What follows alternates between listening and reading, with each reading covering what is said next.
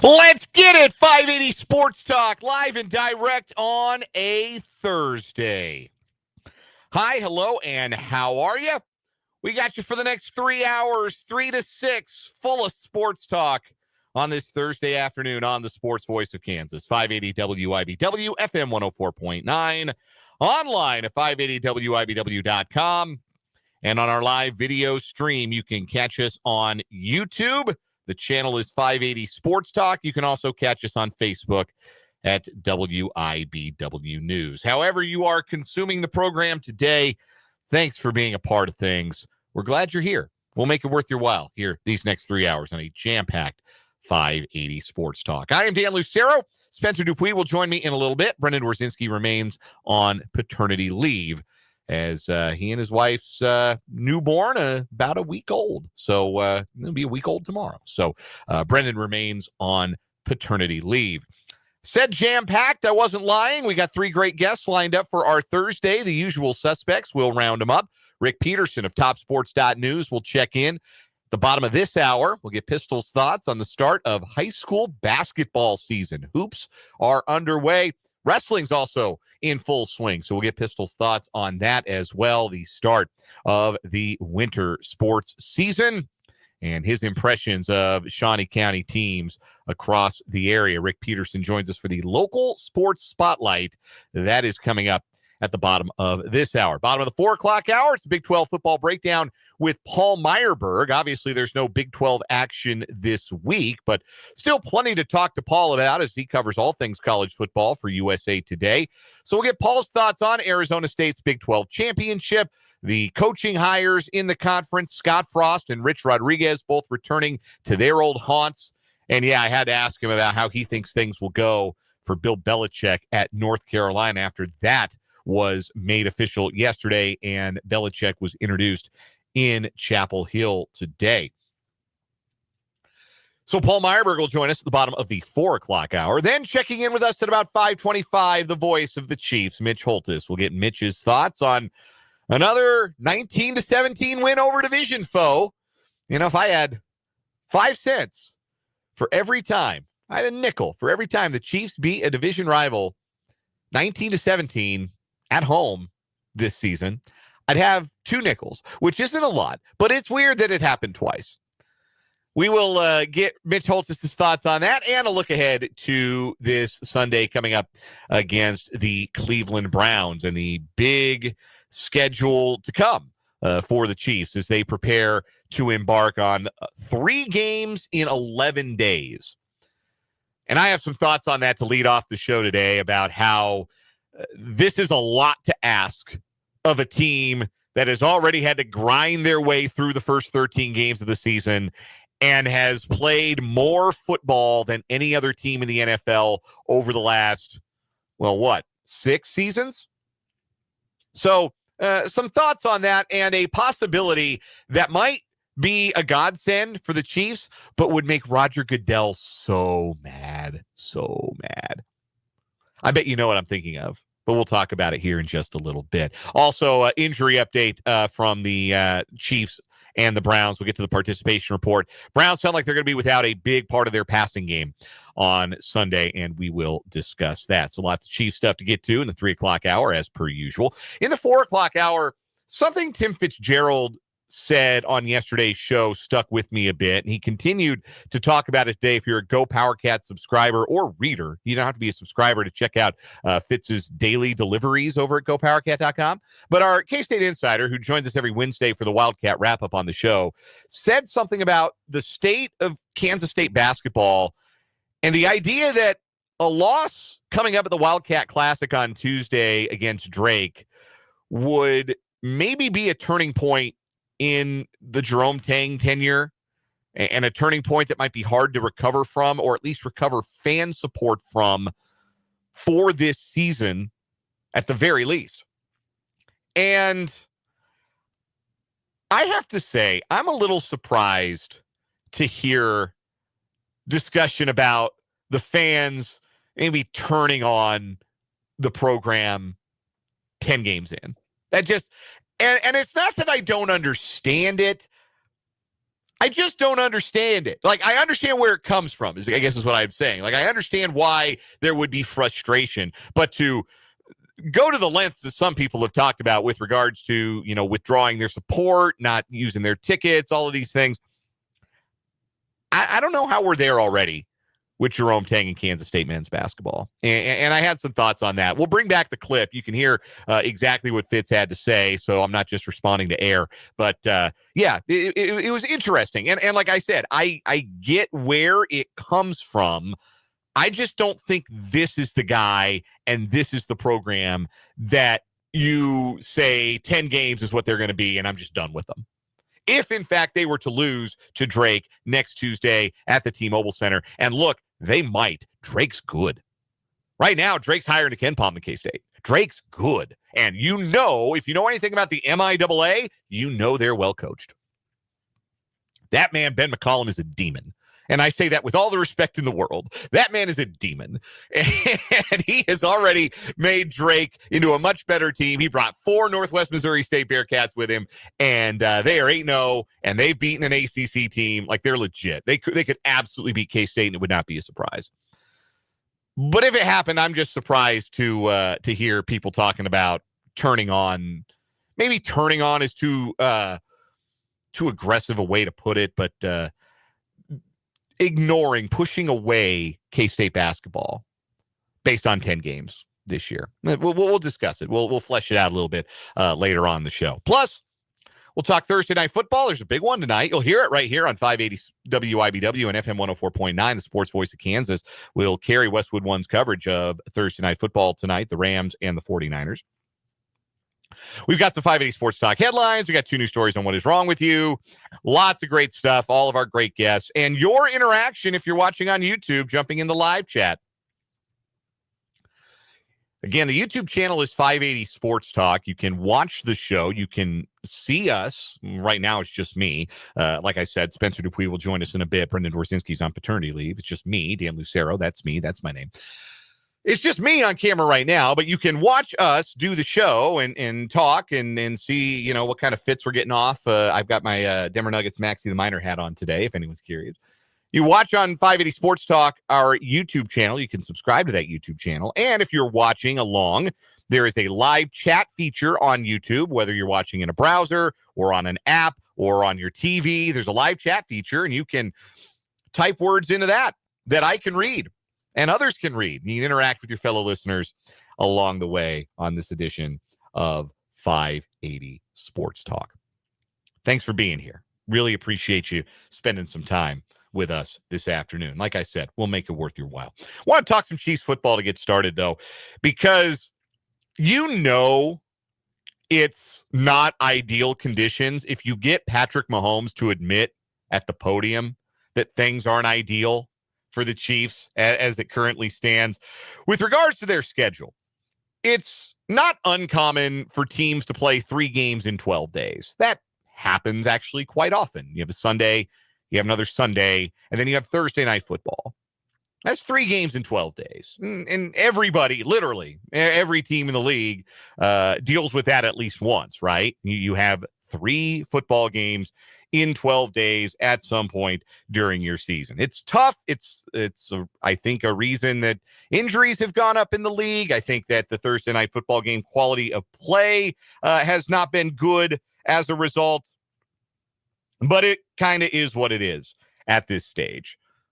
But the Chiefs and the Ravens and the Steelers and the Texans, they have to play 3 games in 11 days because Roger Goodell hates Adam Silver's guts or something like that. Roger Goodell said, hey, we did a nice number with a Christmas Day football game last year. What if we did it again? Well, sir, Christmas is a Wednesday. We don't usually play football on Wednesday. I don't care. Figure it out. Make it work. All I'm seeing are dollar signs. Let's make it work. And let's sell it to somebody, too. What's somebody that doesn't have our product that will pay out the ears for it? Netflix. Perfect. Sign them up. What is it, $700 million? Something obnoxious like that. But anyways, 3 games in 11 days. And the Chiefs are not the only team dealing with it, like I said. But it's not an ideal scenario when Patrick Mahomes will explicitly say, it's not an ideal scenario. This was his quote from his media availability yesterday. He was asked what it was like when he first saw the schedule come out and that they were going to have to play Sunday, Saturday, Wednesday, this late in the season. Quote, "It's not a good feeling.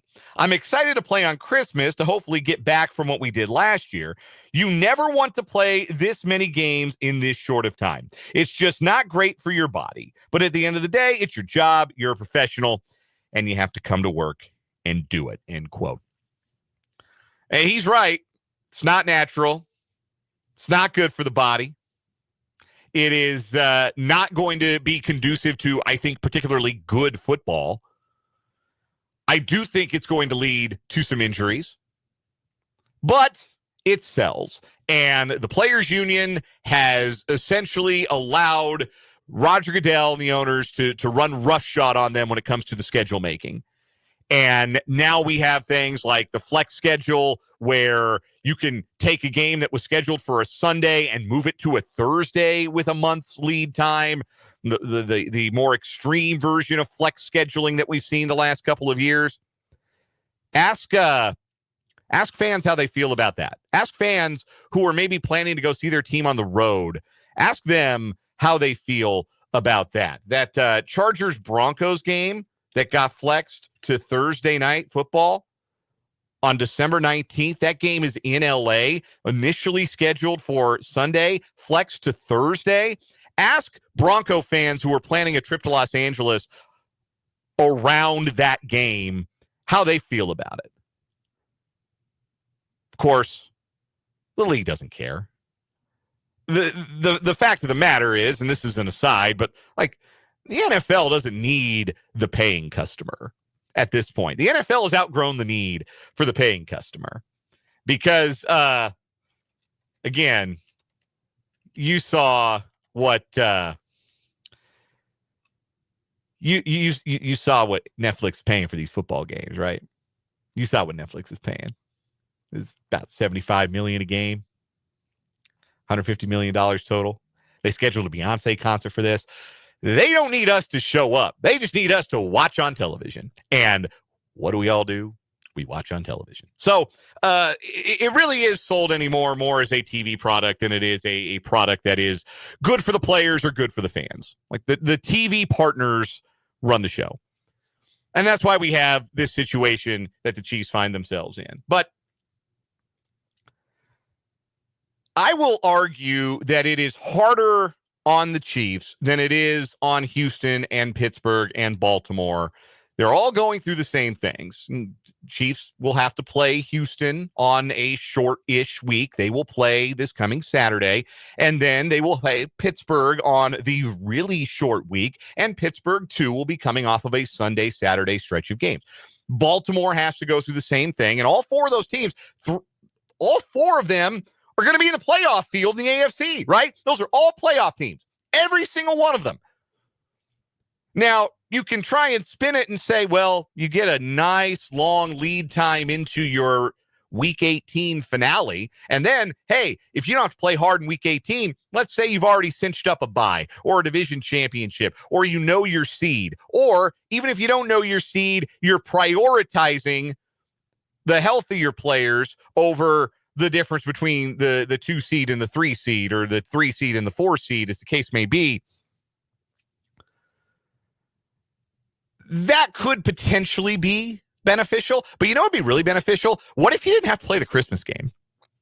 Because there's a world that exists where the Chiefs don't have to play the Christmas game, right? Chiefs are 12-1. Steelers have 3 losses. Bills have 3 losses. Steelers don't have the tiebreaker over the Chiefs yet, because the two teams haven't played yet. They play on Christmas. Bills have the tiebreaker over the Chiefs, but they're 2 losses behind. There's a world where between now and Christmas, the Bills lose 1 more game and the Steelers lose 1 more game. And each have 4 losses. To give you an idea, looking at the schedules, the Bills, the next 2 weeks, they're at Detroit on Sunday.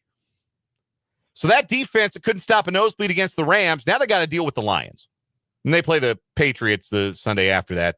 That should be a win. But, like, you can see the Bills losing at Detroit on Sunday, right? What about the Steelers? They're 10-3. They go to Philadelphia on Sunday, and then they're at Baltimore on Saturday. You could see the Steelers losing one of those games, right? Maybe even both of them. 2 tough road games in a row.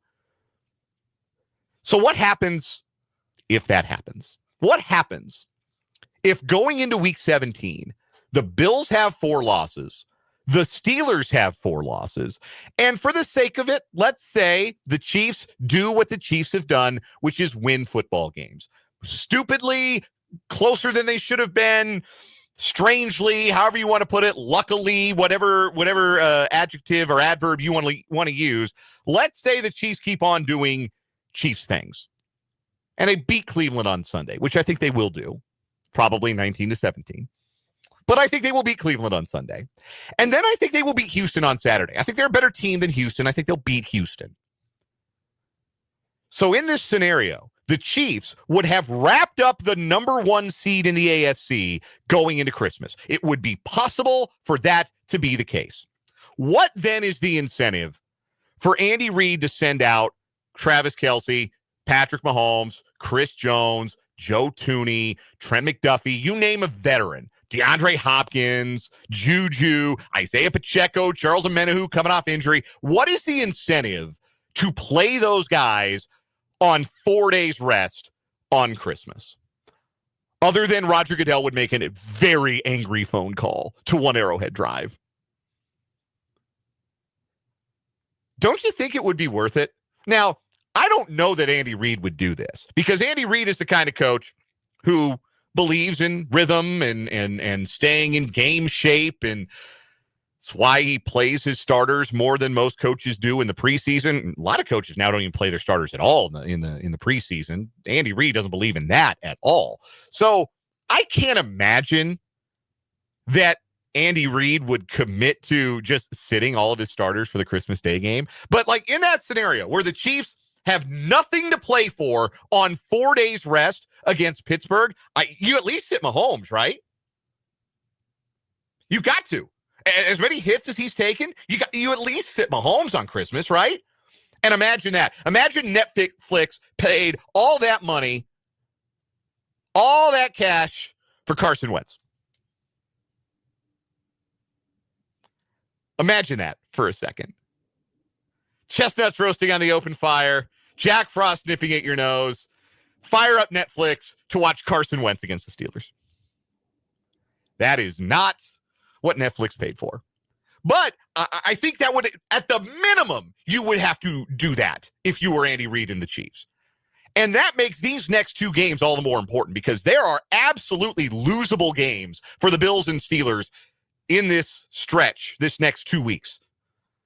And if you're in position as the Chiefs to have already wrapped up the number 1 seed, to have nothing to play for and no reason to put your best players at injury risk, why would you do it? Heck, if anything, if you want those guys to get some rhythm, play them for a quarter against Denver in Week 18. But sit them against Pittsburgh on Christmas Day. Don't run them out there on 4 days rest. That's the more dangerous game when you talk about injuries, when you talk about like the caliber of the opponent's defense. Now, the flip side of this would be that, let's say the Chiefs go extreme on this. And yes, I understand that I'm counting victories before they hatch here for the Chiefs. And this is all a what if. But I do think they can beat Cleveland, and I do think they can beat Houston. Like, these are winnable games in a way that Buffalo going to Detroit doesn't feel as winnable for them as these 2 games feel for the Chiefs. And Pittsburgh going to Philadelphia and to Baltimore doesn't feel like a 2-0 stretch in the same way. Like, you would say that the Chiefs are likelier to go 2-0 in their next 2 than either the Steelers or the Bills, right? Like, we can agree there that the Chiefs are likelier to go 2-0 given their opponents than the Steelers and the Bills. So if it happens, and let's say the Chiefs go whole hog in one direction and say, yeah, we're not playing anybody on Christmas. Tough luck. You paid $75 million for Carson Wentz and a lot of, like, Mike Pennell snaps and a lot of like Baylor Cup running routes. Tough luck. Samaje P. Ryan gets 25 carries. Sorry about it. Sorry about your bad luck. We got to do what's best for the Chiefs. But if they did that, and then there's no need to play the guys in Week 18 either, then you're talking about 3 straight Sundays where your guys don't play, because then you're also talking about the round 1 playoff bye too, right?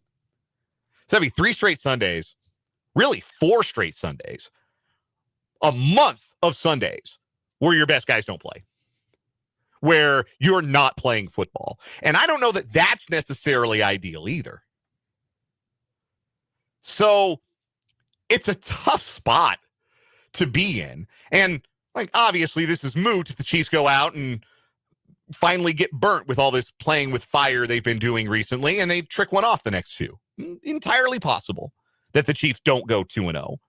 But they're favored to beat Cleveland. They'll be favored to beat Houston.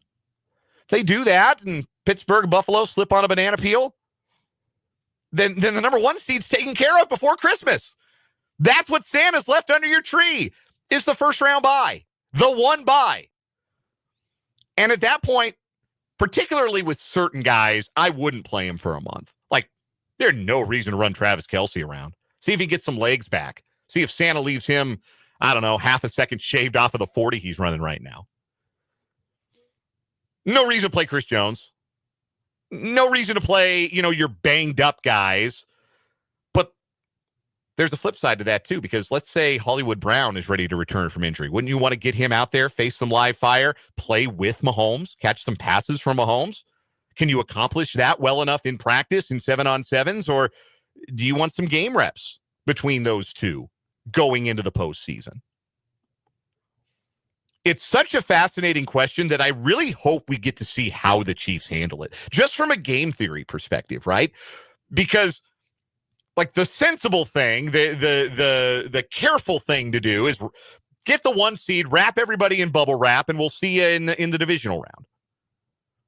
But Andy Reid believes in the value of reps and live fire reps and taking hits and all of those things. Who would he then subject to those games, and who would he not? Who would sit? Who would play? I'm really fascinated by the idea that this could happen. And I love the thought of Netflix having spent all that money on a Carson Wentz game. It makes me so happy I can't even... It's what everybody deserves. And you know what? It might be what we deserve too. Because the Chiefs, let's be honest with ourselves, right? We're Chiefs fans here. The Chiefs ruined our Christmas last year. They did. They ruined it. They left a lump of coal in all of our stockings with that performance against the Raiders. Wouldn't it be nice to not care how the game came out on Christmas? Maybe, just maybe, you're going to your Aunt Ethel's house or your Grandma Tilly's house, and they got their famous Christmas hash that they're going to serve up. They've been doing it for decades now. And they don't have good Wi-Fi because they're in the middle of nowhere, or they don't have the Netflix, and they don't know how to log into the Netflix, and you don't remember your password because you've been leeching off of your parents, not naming any names. Wouldn't it be nice to not have to worry about it? Wouldn't it be nice to just say, you know what? No, let's remember the reason for the season. Let's spend some family time together on this holy day. And let's enjoy that hash with the TV off. That might be, more than any other reason, why I'm really rooting for this outcome to happen. Yes, I'm fascinated by the game theory, but I'm kind of cool off watching football on Christmas. I would rather, it's my son's first Christmas. Like, I don't want my son's first Christmas to be ruined because Patrick Mahomes throws pick 6. No thanks. So this is the outcome I am rooting for. 2 Chiefs wins, a Bills loss, a Steelers loss, and Carson Wentz and a partridge in a pear tree. That's what I'm looking forward to on Christmas Day. That's what I want. Will I get it? Who's to say? Chiefs have to hold up their end of this too. And I guess so do the Lions and either the Eagles or the Ravens. But that's the outcome I'm pulling for. We're going to take a quick break here on 580 Sports Talk. We got Rick Peterson joining me in just a little bit. But first, big injury note from Cleveland and from Kansas City heading into Sunday's games. The participation reports are out. We'll discuss that next. We're just getting started on this Thursday edition of 580 Sports Talk.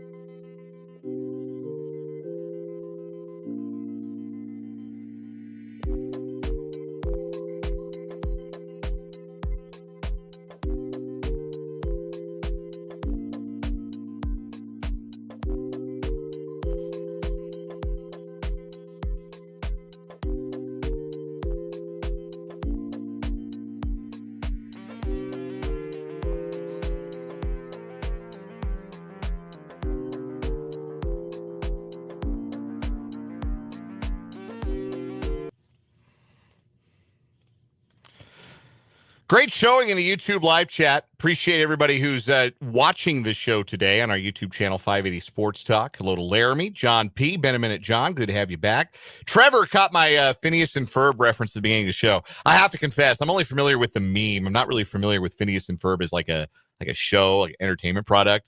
But Trevor, thank you for catching the reference. That was a reference, and I appreciate that. Clayton is in as well. Joshua, shouting out Fort Riley. Shout out to you, Joshua. Thanks for being here. I see Mark H. and Mark B., our favorite Marks, are both in the chat. Tyler's in as well. Lenny the Cool Dawson, Vance, Christopher's in, Dan Ranger. Lots and lots of great chat going on in the YouTube live chat. Christopher asking the big question about the Netflix Christmas Day games. Will Roger Goodell step in and tell the Christmas Day combatants that they will play full strength and that they will try? I'd love to see him try to tell that to Andy Reid. I would love to hear that phone call between Roger Goodell and Andy Reid. Andy Reid's been coaching a long time. He's made some good money. I think he could afford a fine. Like if Roger Goodell threatened him with a fine, Andy Reid say, yeah, put that on my tab. I got it. I got that and a round of cheeseburgers for everybody who doesn't have to play on Christmas Day. I really want to see that now. I really want to see what would happen. I really, really do. If the Chiefs don't have anything to play for on Christmas Day. Like, why?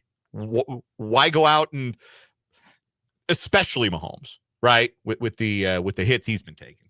So, quick note, as promised, from the participation reports today, does not sound like the Browns are going to have tight end David Njoku for Sunday against the Chiefs. That's a big miss for them. particularly considering the success that tight ends have had this season against the Chiefs. That was a big story earlier in the season. Chiefs made adjustment, and then Stone Smart kind of lit them up. Although that may have been in part because there was like nobody else to throw to for the Chargers. They were down to like 3 healthy guys, and one of them was Stone Smart. So maybe a little bit of concern coming out of the Charger game about defending the tight end again, but David Njoku does not sound like he's going to make it to Sunday. DJ Humphries for the Chiefs did not practice, second straight day. You can hope that they're being cautious, but if he doesn't practice on Friday, I don't see any way he plays on Sunday. And then what did the Chiefs do? Do they kick Joe Thuney out to left tackle? Do we run it back with Wanye Morris, maybe a little bit fresher after missing essentially a full week? Maybe that's allowed him to heal up a little bit, get back to what was still not a great level of performance, but at least a little bit more acceptable level of performance from before the Buffalo game. He's going to need to be better than acceptable. Somebody is. If Myles Garrett's coming, ears pinned back on 3rd and long. I know that much, but that is the latest. We'll have the full participation report coming up in our 580 Sports Talk headlines. For now, we'll take a quick break, come back with Rick Peterson, TopSports.news. It's the local sports spotlight next on 580 Sports Talk.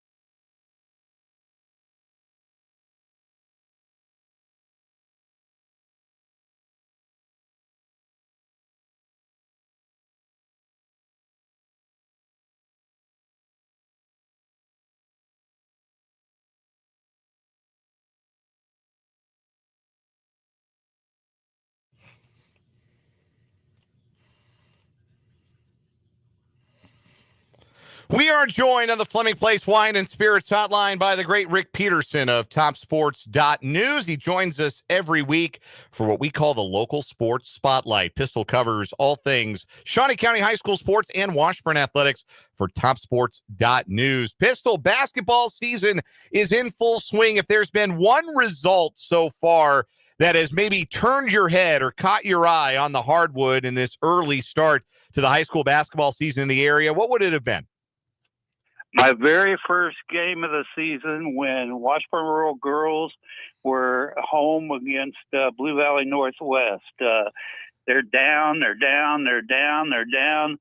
And then Josie Carlgren nails a three-pointer from the corner inside the final second and wins that game. And that right off the bat, you know you're in basketball when something like that happens. Absolutely. A great way to start the campaign. And Washburn Rural's girls are as good a place to start. They're out to a 2-0 start to their season and a really good tournament out at DeSoto. And they're a team with high hopes. They've been to the last 3 state championship games in Class 6A. And while they lose certainly some firepower with Zoe Canfield moving on to Kansas, they've still got Maddie Vickery, and that's a huge leg up on the competition. You have a player like that.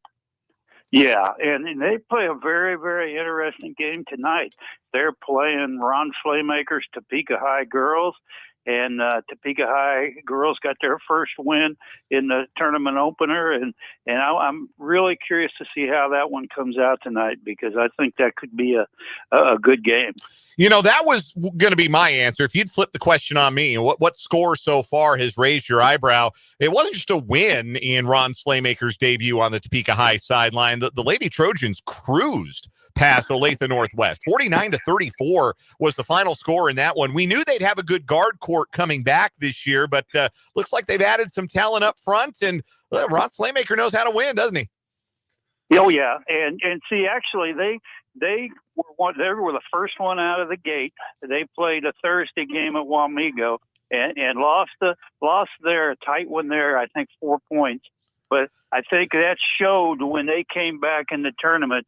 They learned their lessons from that first game, and I think they are going to be good. You know, you got Slaymaker, and then you got Pat Denny as his assistant. A lot of coaching know-how and a lot of coaching experience there.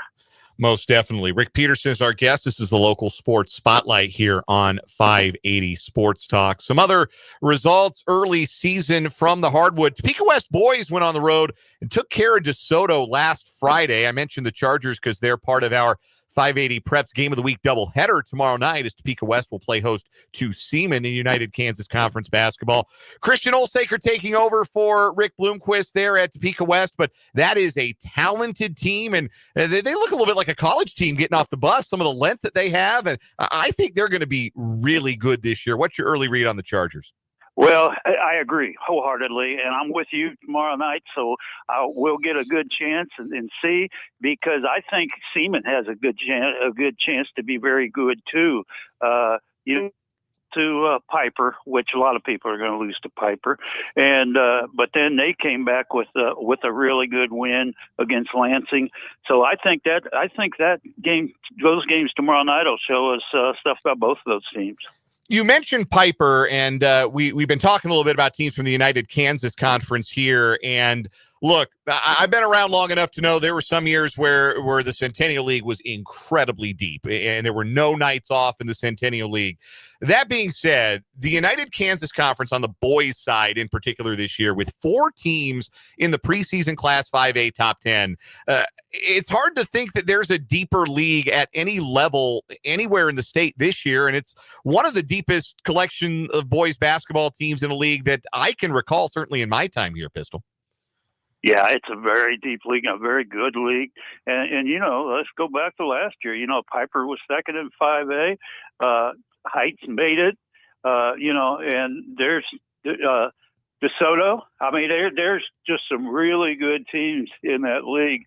And Basehor Linwood's been very good. So it is. I mean, it's a very good league. And I go back to when Shawnee Heights was the first city team to make that move, and everybody's like, oh, what the heck you doing?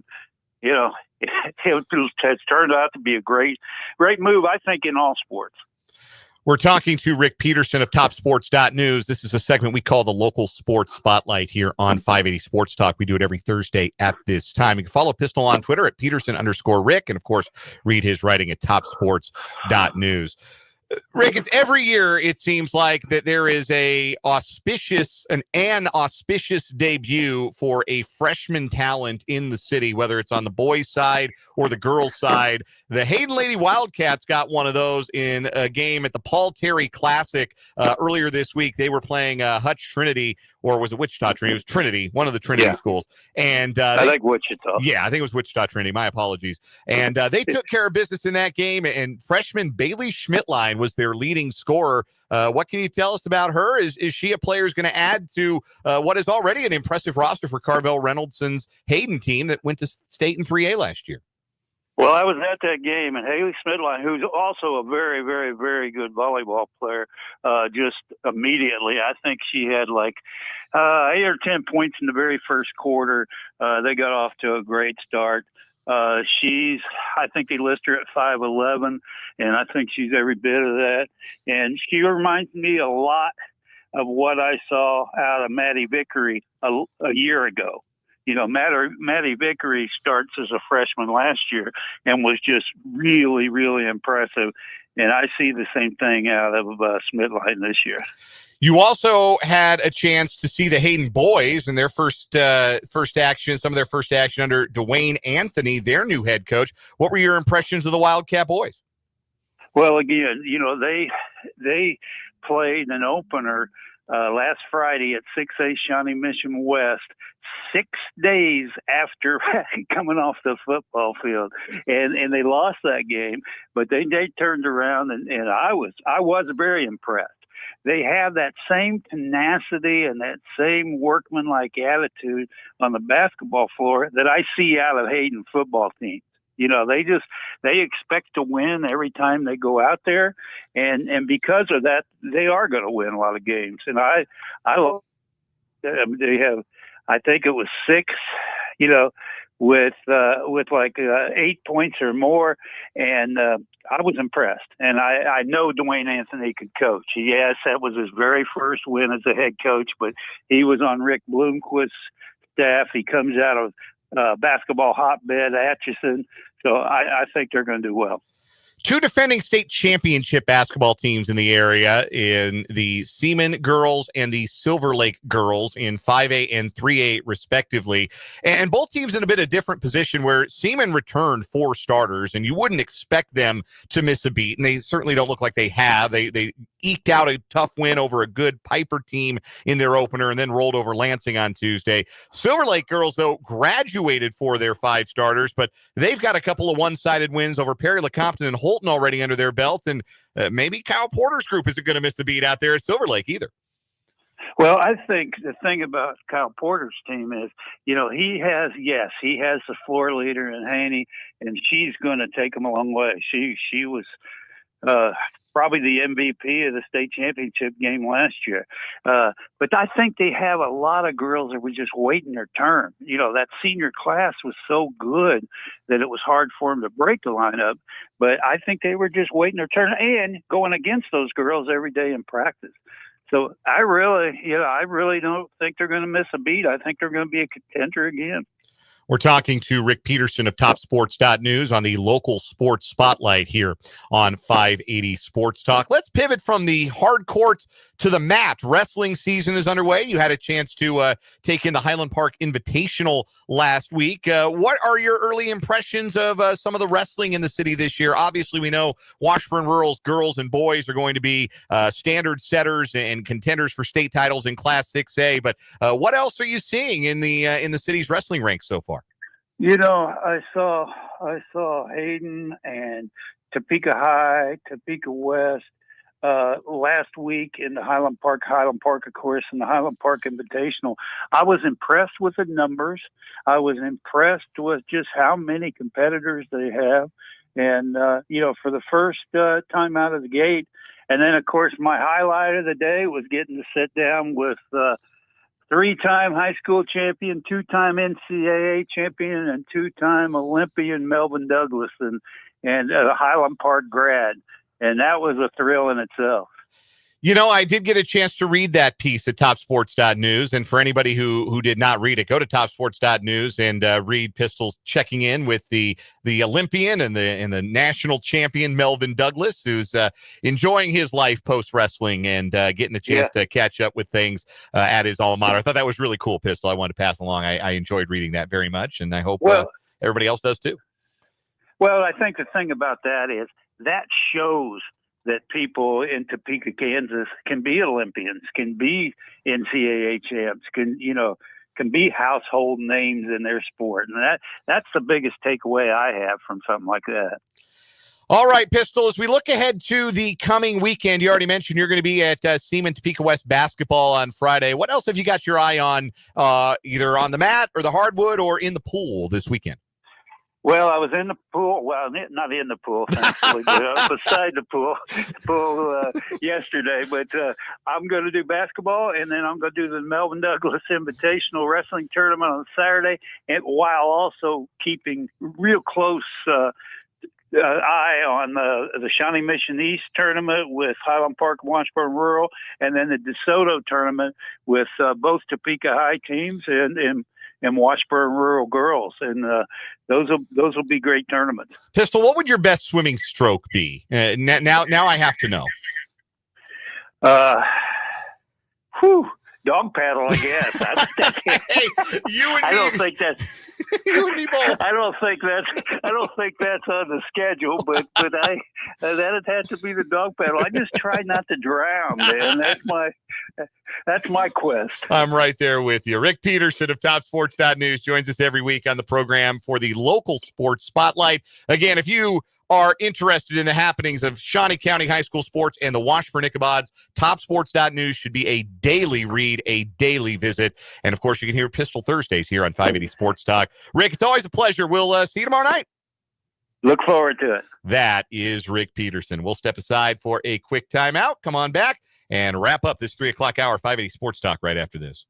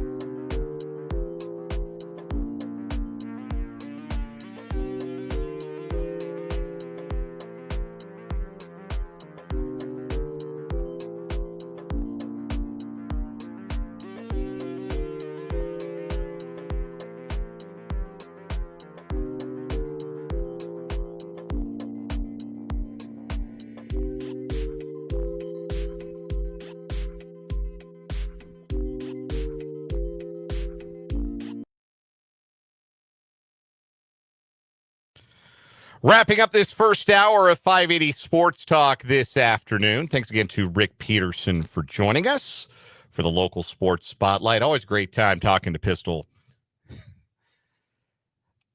Him and I have the same preferred swimming stroke. Not a strong swimmer, I have to tell you. So, quick story time. We've only got about a minute here. My one semester as a collegiate athlete playing baseball at DePauw University, Greencastle, Indiana. We would do swimming and pool work essentially as a form of conditioning. We'd get in the pool and we'd swim laps or tread water, and it would be a form of conditioning that we could do once the weather turned and it got a little too chilly outside to play ball. So they would separate everybody out, and everybody would be in a certain lane. And this should give you an idea of what kind of swimmer I was. Which is to say not much of one. The lane I was in with our very slow-footed 6'6" first baseman and a young man from Brooklyn who did not know how to swim. So that's where I was at as a swimmer. Now, I was better than those two guys, but I wasn't as good as anyone else. So I had to be in the slow lane doing pool work. Back in the baseball days. I could throw a baseball better than I could swim, but I couldn't do that all that well either. So that's why it was only one semester of my baseball career, not a more storied time as a DePauw Tiger. Anyhow, coming up in the next hour of 580 Sports Talk, we're going to talk to Paul Myerberg for our Big 12 football breakdown, get his thoughts on the latest Big 12 developments, including Arizona State winning the Big 12, and, of course, the hiring of Scott Frost at UCF, Rich Rodriguez at West Virginia. We'll get his thoughts on Bill Belichick, too. And we'll have a round of What Is Wrong With You. Spencer's going to join me. But first, are fans already really about to turn on Jerome Tang and K-State?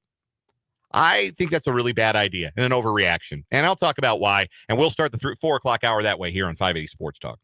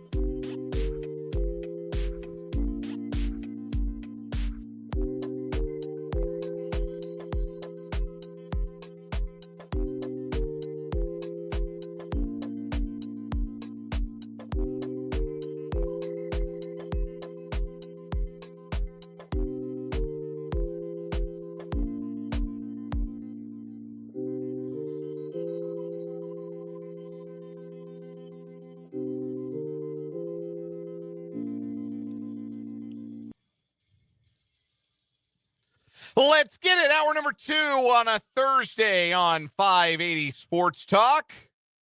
So good to be with you on this lovely day in the capital city. Bit of a chill in the air, but still sunshine and a pleasant day in the capital city of Kansas. We're glad you're spending some of it with us here on 580 Sports Talk on 580 WIBW, FM 104.9, online at 580WIBW.com, and on our YouTube live video stream. You can catch us on our YouTube channel, 580 Sports Talk.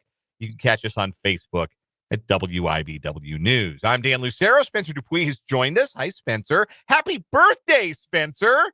Thank you. Happy birthday, big guy. How's it been so far? It's been good, except for Marshall just introduced the new head football coach.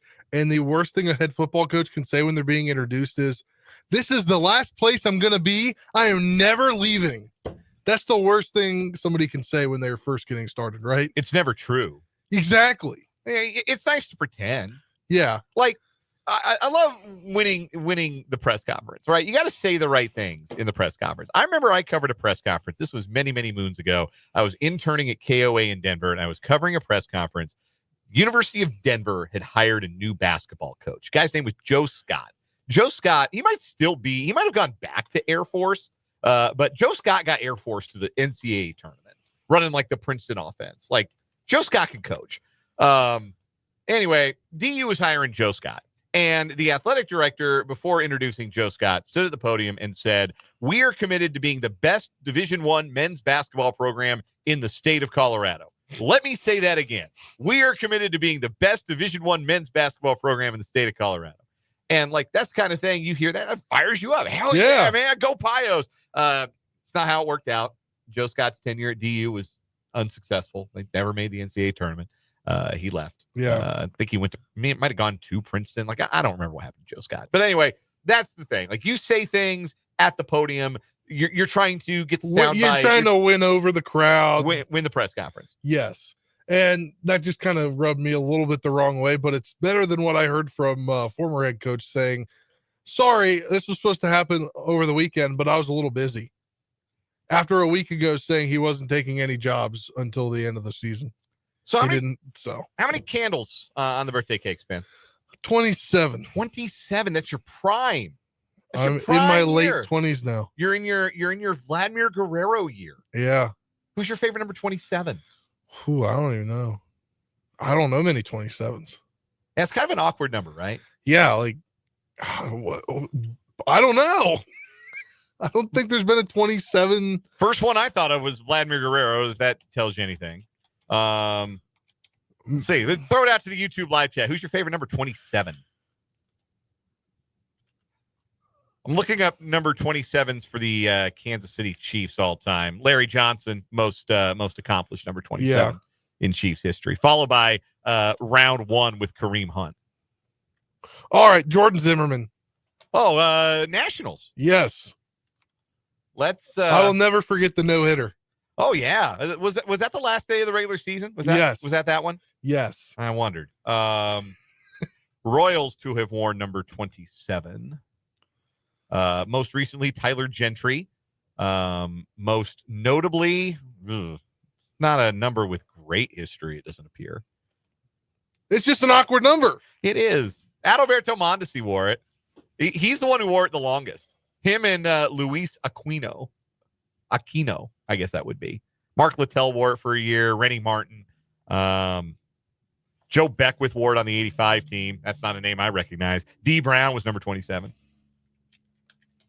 Jordy Nelson was number 27 at K-State. That's a great answer from John. There you go. The YouTube live chat. That is a good one. Yeah. I will be celebrating 27 tonight by making steaks again. Steaks again? I made steaks for Thanksgiving. Okay. So I got the old Sam's Club package. Sure. So I had some left over nice. Going out to dinner tomorrow night with a friend. So I was like, well, what do I want on my birthday? Steak. There you go. Vance has another good one. Eddie George. Oh yeah. Yeah. You can't come. You don't have a Washington Capital who wore 27. You can't pull one. No. It's an awkward number. It's such an awkward number. Like, give me 26. I would have said Clinton Portis or Adrian Peterson when he played with the Washingtons. Man, Clinton Portis. There's a name. Yeah. Let's remember some guys. All right. Spencer's here. I'm here. We've got the next 2 hours here on 580 Sports Talk. Coming up later on this hour, the Big 12 breakdown with Paul Myerberg. We'll get Paul's thoughts on all the things happening in the Big 12 and elsewhere in college football, his thoughts on the college football playoff and all of that. Paul will join us bottom of this hour. We got 2 new stories on what is wrong with you.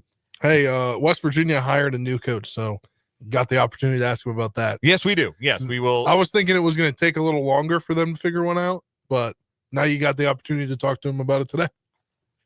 So, yeah, we will get his thoughts on that. And Scott Frost hiring, too. So, the 2 new hires, which are old hires, but also new hires in the Big 12 Conference. Dan Ranger in the YouTube live chat wants to know what kind of hat you're rocking today, Spencer.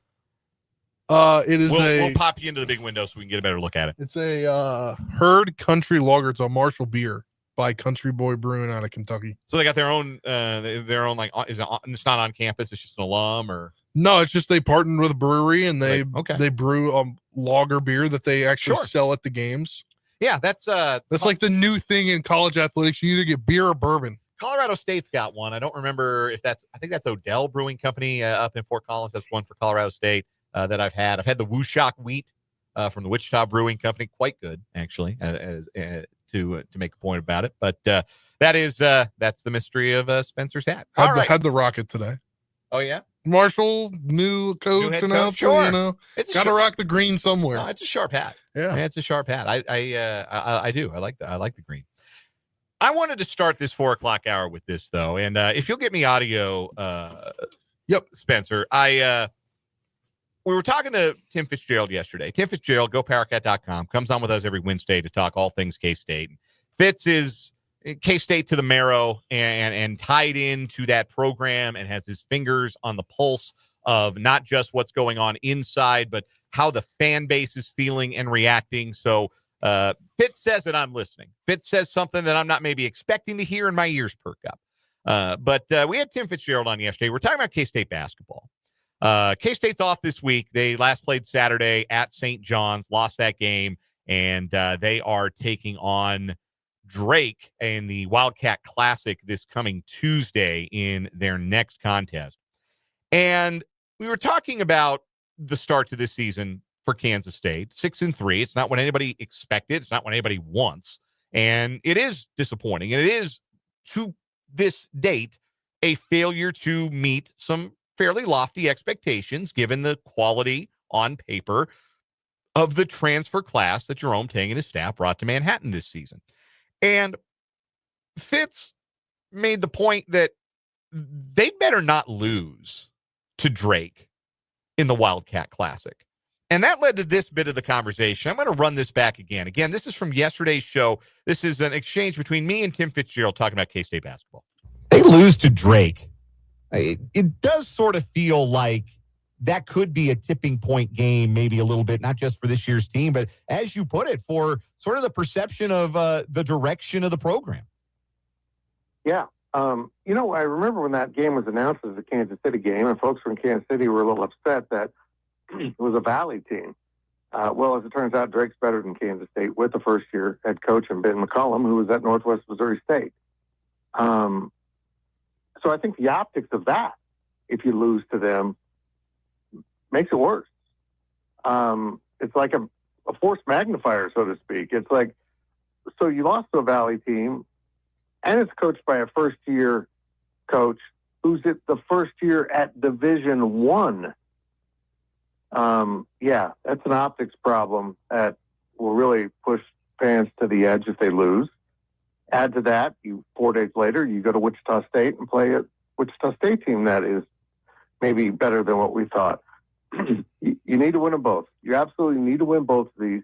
You split them, you're still in, hot water your fan base because they don't understand how you could possibly have this much talent at the expense that some donors paid and be producing these results.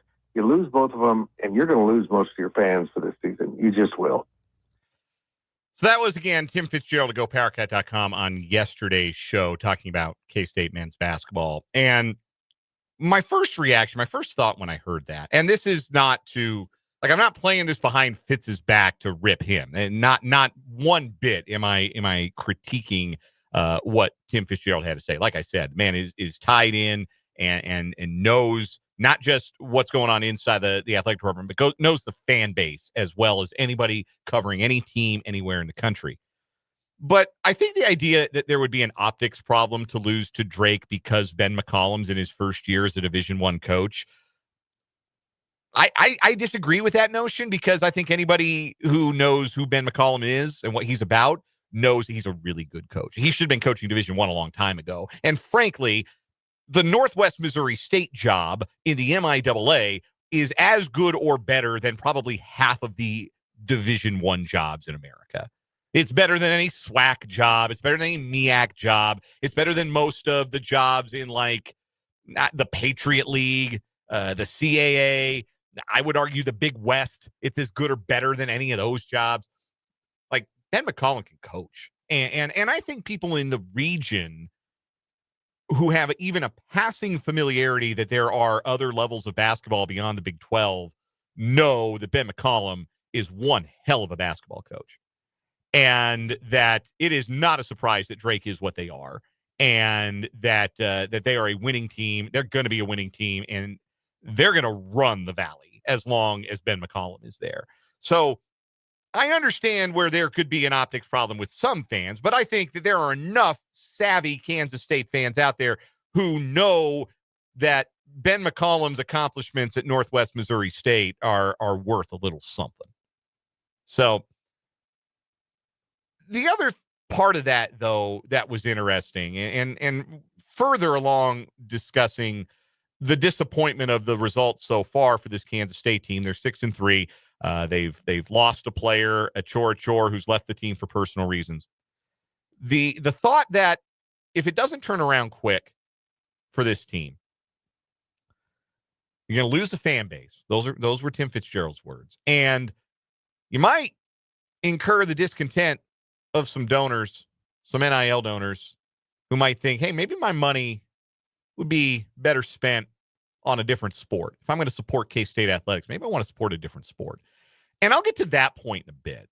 But the broader point about losing your fans after 10 games, before you even get to conference play, it's not that I don't understand frustration, because there are expectations that aren't being met. And if you are a dyed-in-the-wool K-Stater, you just went through a football season that was disappointing in a similar fashion, where, like, objectively, Kansas State had a winning season, won 8 games, going to a bowl, beat some good teams, had some good wins, but didn't live up to didn't hit their ceiling, right? Didn't hit their ceiling. And so if you've been through that as a K-Stater, maybe you've got a little less patience for something similar for men's basketball. And I think that's fair. Maybe you just want to watch a winner this winter, and there's a women's basketball team in Manhattan that's number 12 in the country, and you're going to perhaps expend your energies, your interests, maybe your time, maybe your ticket dollars on the Midi-Cats instead of a disappointing men's basketball team. And I think that's entirely fair. And I don't think I've come around on. I used to be really strident about this. The idea that anybody who doesn't like for lack of a better way to phrase it, the NIL era of college sports, I used to be really strident in insisting that anybody who didn't like it didn't really know what they were talking about. And I've evolved. I've evolved on that a little bit. I don't think there's a reasonable disagreement to be had with the idea that college athletes should be compensated for their name, image, and likeness. I will not. I don't tolerate disagreement on that point. It should have been happening for years. But I have come to allow, over time, this is a little thing called growth. I've come to allow that there is reasonable dislike for what the NIL era has made college sports feel like for fans. And particularly in the instance of this Kansas State team, with a team full of transfers that isn't delivering results, a team full of guys who feel like mercenaries. And gosh, if you're going to bring in mercenaries, they at least better win, right? So I understand it being hard for K-State fans to embrace those guys when you don't really know how much they're embracing back the idea that you have of what it means to be a K-Stater and a Wildcat. And I think that's entirely fair too. I do. I understand the frustration. I understand that you might be quick to say, you know what, I'm out. I'm out on these guys. I don't have an attachment to these guys emotionally. The only guy who's been on the team for more than 5 minutes is David Gasson, right? Yeah. So I get it. I understand that perspective. But what I would say in return is if there's one coach to get behind and believe in for the long haul, isn't it Jerome Tang? Because you want to talk about a guy who has embraced K-State and Manhattan and what EMAW is about. Isn't it worth staying on his side and rooting for him to get everyone on the same page and pulling in the same direction and becoming the kind of team that does, over the long haul, make this fan base proud? Maybe I'm being too Pollyanna-ish with this, and I'm not a K-Stater. I didn't go to the school. I didn't grow up in it. You can tell me I don't get it if you're a K-Stater, and that's fine. But I don't have the same feeling with this Kansas State team that I did in the late Bruce Weber era, where I totally got it that fans were over what that was. And Bruce Weber, who I liked, and I think Bruce Weber's a good guy, and he did things the right way and had some great moments as the head coach at Kansas State. But by the end, the copping of pleas in the post-game press conferences started to wear real thin. And I understood where the patience wore out with Bruce Weber at Kansas State. I do. I understand.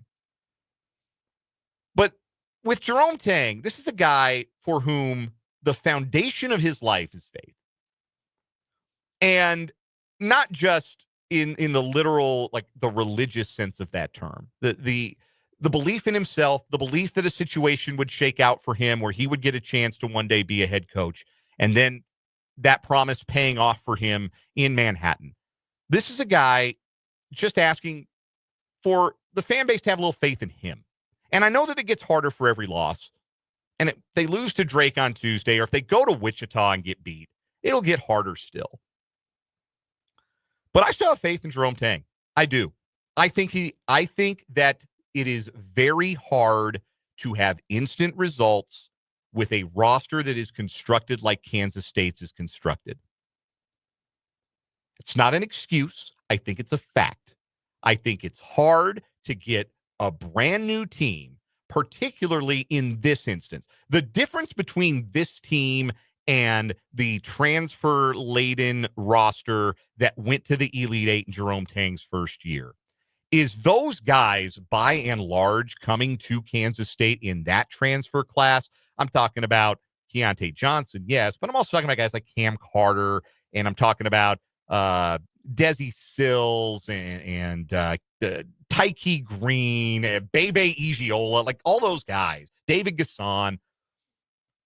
Those were not all guys who were like big-time five-star recruits or had been star players on their respective teams. Like the exception was Keontae Johnson. He was an alpha dog, and he came in as the alpha dog. And him and Marquise Noel, they made it work. This particular class of transfers for Kansas State, Doug McDaniel was all conference, and he was the whole show at Michigan. Coleman Hawkins was all conference, and he was the man at Illinois. Achor, he's not with the team anymore, but he was the man, and he was all conference at Samford. Ugo Onyenso was a big-time recruit. Baye Fall was a five-star recruit. You start bringing in those guys, you've got a bunch of alphas, and you got to figure out which of those guys is ultimately, you really can only have one, maybe two, if they can work symbiotically enough. This particular group is taking a little longer to shake out just the pecking order, I think, so to speak. And so I understand that it's taking time. I also understand that it's not fun, that it's taking time, and that the results so far are not what you want, not what anyone expects, and trending towards what would be an unacceptable outcome this year for Kansas State, which is missing the NCAA tournament. If Kansas State does not make the tournament this year, we're going to have some conversations about where this program is headed and whether or not Jerome Tang can really do this in the way that's going to make sense moving forward long-term for K-State. But in the short term, I believe in the man. I do. I believe in Jerome Tang. I believe in his ability to make people believe in him and believe what he is selling and believe in the process. I don't know how real it was, but he stayed here. So I don't know how real that was in the spring or, in the early summer, but he stayed there. He decided to stay in Manhattan if there was any legit interest. He's bought into Manhattan. He's bought into these players. And I just think it would be a mistake to not give this team a little bit more grace. I don't know if they're going to beat Drake or Wichita State next week. I don't.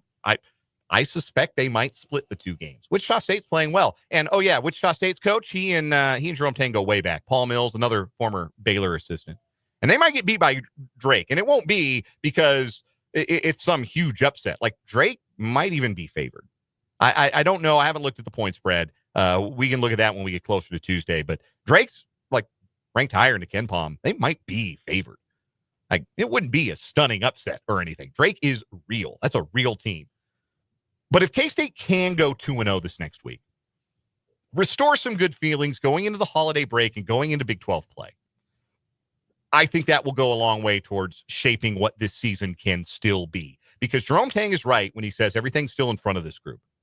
Because the Big 12 season hasn't even started yet. And every game from here on out is a chance to earn a quality win. They may have missed on a couple of opportunities, but every game from here on out is a chance at a quality win. I'm still behind Jerome Tang. And I understand that if this season goes south and the NIL dollars aren't behind Jerome Tang anymore, then there are going to be some conversations that aren't much fun to have that we're going to have. But it's 9 games. We're not even to Big 12 play yet. Let's give this time. Let's see if the talent puts it together. Let's see if Jerome Tang puts it together. I still believe in the guy. I do. Take a quick break. Come back with What Is Wrong With You. Paul Myerberg join us about 10 minutes here on 580 Sports Talk.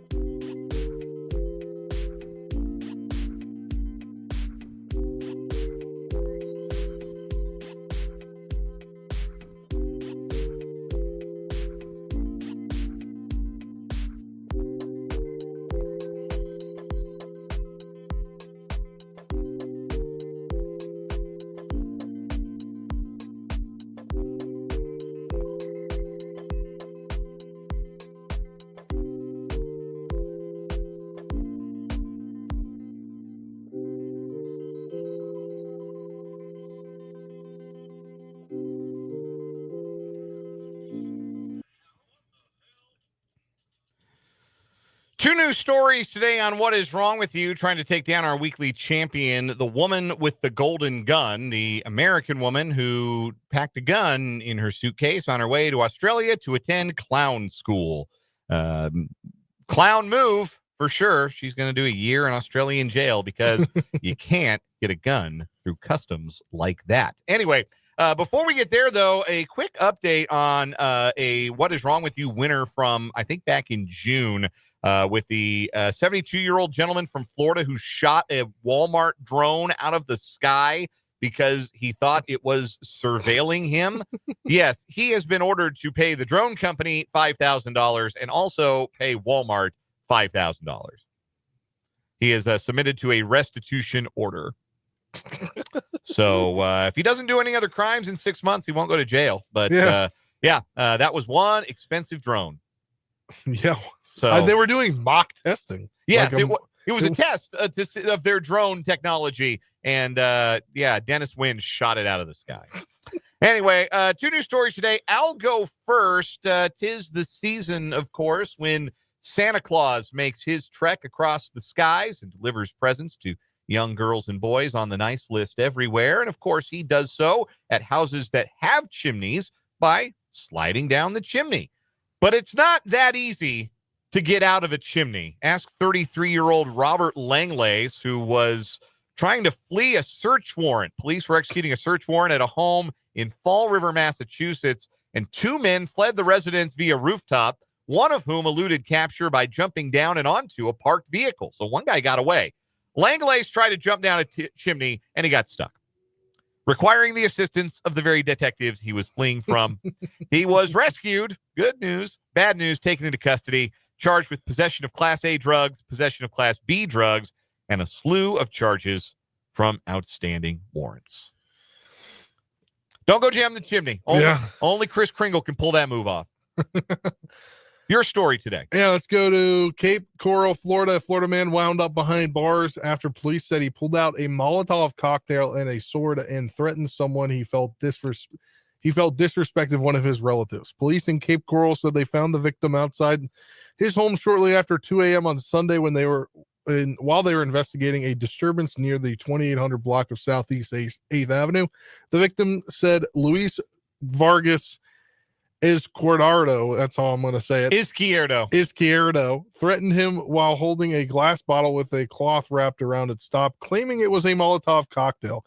He added that Vargas Izquierdo threatened to throw it at one of the vehicles in the driveway and light it on fire, according to CCPD. Police said that he also pulled out a sword and tapped the windshield of the vehicle while threatening the victim. The incident was captured on video by a Ring doorbell camera. Officers said he was found near his home, claimed he went to the victim's home to send a message about disrespect to a family member. The investigation confirmed he brought a glass bottle containing a small amount of gasoline to create a Molotov cocktail and brandished a sword during the incident to, quote, make a point. He was charged with arson, firebomb, which is a third-degree felony. So he keep that thing on him, but that thing is a Molotov cocktail. Yeah. That's very funny. I think the sword itself would have made the point, or the Molotov cocktail. But just the fact that he doubled down, I'm going to say he wins today, but I don't know that beats the woman with the golden gun. This is a really strong story. I think it's getting staying power. Yeah, I think it might win the month. It could be our December champion. It's a really good story. Yeah. The woman with the golden gun continues as our What Is Wrong With You champion. Paul Myerberg joins us next on 580 Sports Talk.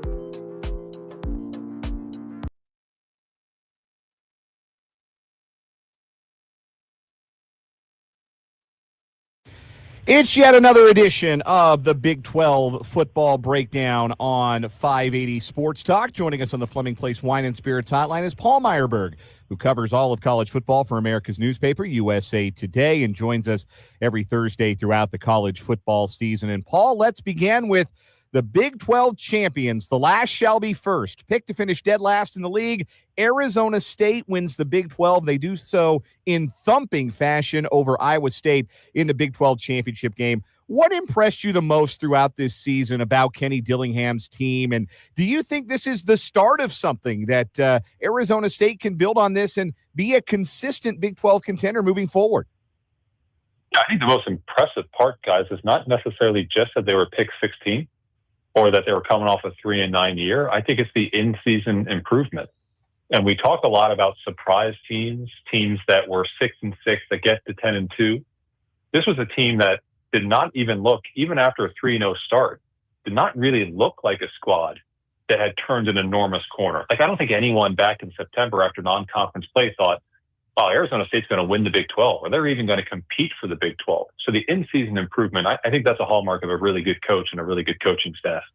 For the long run, here's the thing, like, I think the Big 12 was so hard to predict that I'm not going to say that Arizona State would be the favorite next year, or they would be a team that necessarily that would even be picked in the top 2, top 3. I don't really know at this point, but very clearly there's something cooking here from an offensive perspective, from a program mentality perspective. And as we predicted even 2 years ago before he coached a game, there's something very powerful about Dillingham at Arizona State because there's clear, more than just investment. He's put his heart into this because of the way he feels about the university. So it's an outstanding year, one of the best years in program history, best year since Jake Plummer. I think that was 96. And if not a sign of what's to come, certainly a really positive sign that Arizona State is not going back to 3-9. I think the program is here to stay as a top 25 contender and certainly as a contender for the Big 12 every year. Certainly for the next 2 or 3 years. You really like the direction of things. We'll get some broader thoughts on the college football playoff bracket in a bit, but Arizona State's place in it secured with that win. They earned a first-round bye in the first ever 12-team playoff. Can they make some noise? Can they win a game or two, or are they going to run into what you might refer to as a deficit of dudes running into maybe somebody from the SEC or the Big Ten? Yeah, that's the deficit of dudes have come into place against Texas. I think Texas is just an awful matchup for Arizona State. The way that they can play in the box is going to make life so difficult for the Sun Devils. And look, Sam Levitt has been great, but Scadabo's been the dude. And if you shut him down to 17 carries for 49 yards, then the game's over because Levitt can't win that game on his own. Not to mention UT's pass defense. They've had 4 touchdowns. They picked off 19 passes all season. They're a wall on defense, and they don't get enough credit for that. That's a terrible matchup. You get an upset against Clemson, though, you start thinking big because you can upset Clemson. And then you get into the next round, you get another upset there. Maybe you don't face an Oregon. Maybe you face someone else. It begins to play in your favor if Clemson knocks off Texas. But the thing is this, like, you got 3 weeks. This is the time when the money that you put into your support staff begins to pay off. If you have people that you trust who put in the 12 to 14 hours a day, they're scouting Clemson, they're scouting Texas. By the time New Year's Eve rolls around, they should be ready. But clearly, I think even Arizona State on the fly, they would tell you they're rooting for Clemson to win that game because UT is an intimidating matchup for them. Big picture in regards to the college football playoff. We got the 12-team bracket last weekend. First and foremost, did you think the committee would put SMU in over Alabama? I did. I think there was a moment on Saturday night when it was 17 points at the half, again in the third quarter, where I wondered if it held. I mean, not even to mention, obviously, if Clemson won by 24-31, it would have been very difficult. But I even wondered if it was 17, would Alabama get the benefit of the doubt? I was torn on that. The moment they started coming back, certainly the moment they tied it with 16 seconds left, it didn't matter what happened from there. This committee made the right choice. And also, they made the right choice putting SMU 11 and Clemson 12. I think you look at the body of work, not at one game. SMU's body of work so much stronger than Clemson's. So not only did they get the team right, they also got the order right. So I applaud the committee. It was not an easy decision. I think looking back, when you think back in January, when you look back on the year, you'll remember that, hey, it was not that hard. SMU had a better year than Alabama. But in the moment, to leave out Alabama for SMU must have been difficult for them. So I do give them some credit for getting that right. Which of the first-round matchups, and again, to remind the folks who maybe don't have the familiarity, Indiana and Notre Dame, SMU, Penn State, Clemson, Texas, Tennessee, Ohio State are the first-round matchups in the college football playoffs. Which of those games are you most excited about? Oh, it's definitely Ohio State, Tennessee. And I think when you look or you thought about what the 12-team playoff would yield, this is the matchup you wanted. This is the matchup you dreamed about. These are two teams that can win the national championship. I mean, there's no doubt about that. Both of these teams can come out of the opening round. Even Tennessee with an opening round road game can come out and win the national championship. Two teams very similar, elite defenses, offenses that at times are dynamic, at times are not great. The roles have been reversed lately. I think Tennessee's offense has been terrific against UTEP and Vanderbilt to end the year. Ohio State obviously not good against Michigan. My question going into that game is, what did Ohio State show on film that Tennessee can replicate? If they can replicate Michigan's game plan and that defense in this matchup, Ohio State's not going to score a point. But I don't know if that's the case, right? We don't know if Ohio State just gets tight against Michigan. They'll be looser in this game, playing at home with a little bit less, I know this is crazy to say, almost less on the line than against Michigan.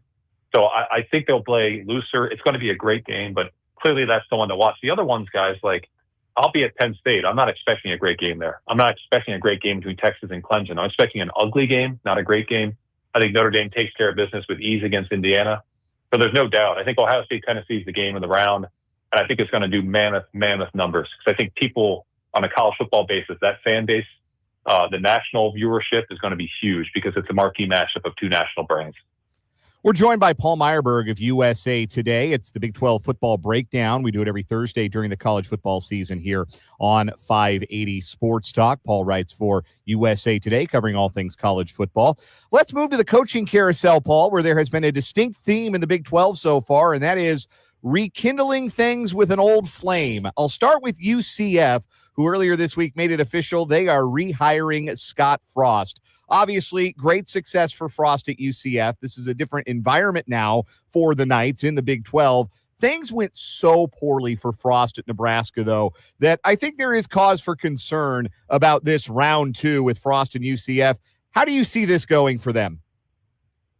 Yes, so I'm really interested in this, and I do want to I'm more interested in Rich Rod. But look, Scott Frost going back to UCF, there are a couple of things that we need to know about him. What I've heard is that he spent this time kind of refocusing on himself as a person. So when he gets to UCF, is he going to be motivated? Is he going to be able to capture that magic? I don't know if that's the case, but I know that he's in a better headspace than he was a couple of years ago. Nebraska weighed on him. His dad died. The losing piled up. He kind of lost his way. He surrounded himself with yes men. Everything went wrong for him. All of his fault. The fingerprints all over that thing, the way that played out. But I think going back to UCF, he is going to need to surround himself with the great staff, not people necessarily he's worked with before, but people that will get the best out of him, get the best out of the players. He needs to reconnect with that recruiting market. He needs to make sure their NIL is back in shape. If so, I really like the hire. I still think Scott Frost is a really gifted offensive mind. And I think he operates best off the market, not in a big market like Nebraska. Being an offensive coordinator, being a QB coach, a wide receiver coach, that's where his happy place was. So UCF speaks to that because he can go out with his wife and his kid and go eat dinner and go to the grocery store. He can't do that in Nebraska. So I think it's a better fit for him. I think he's going to do well. He's not going to win a Big 12, I don't think. I don't think they're going to go to the playoff. I think that's really optimistic. I think it's very hard to bottle what they did in 2017 and do that over again. But to say he's not a gifted coach and is not able to communicate and connect with young men, I think is ridiculous. Things went sour at Nebraska, but I think UCF is going to be much, much better for him. I think they're back in a bowl game next year. I think they are a consistent bowl team going forward.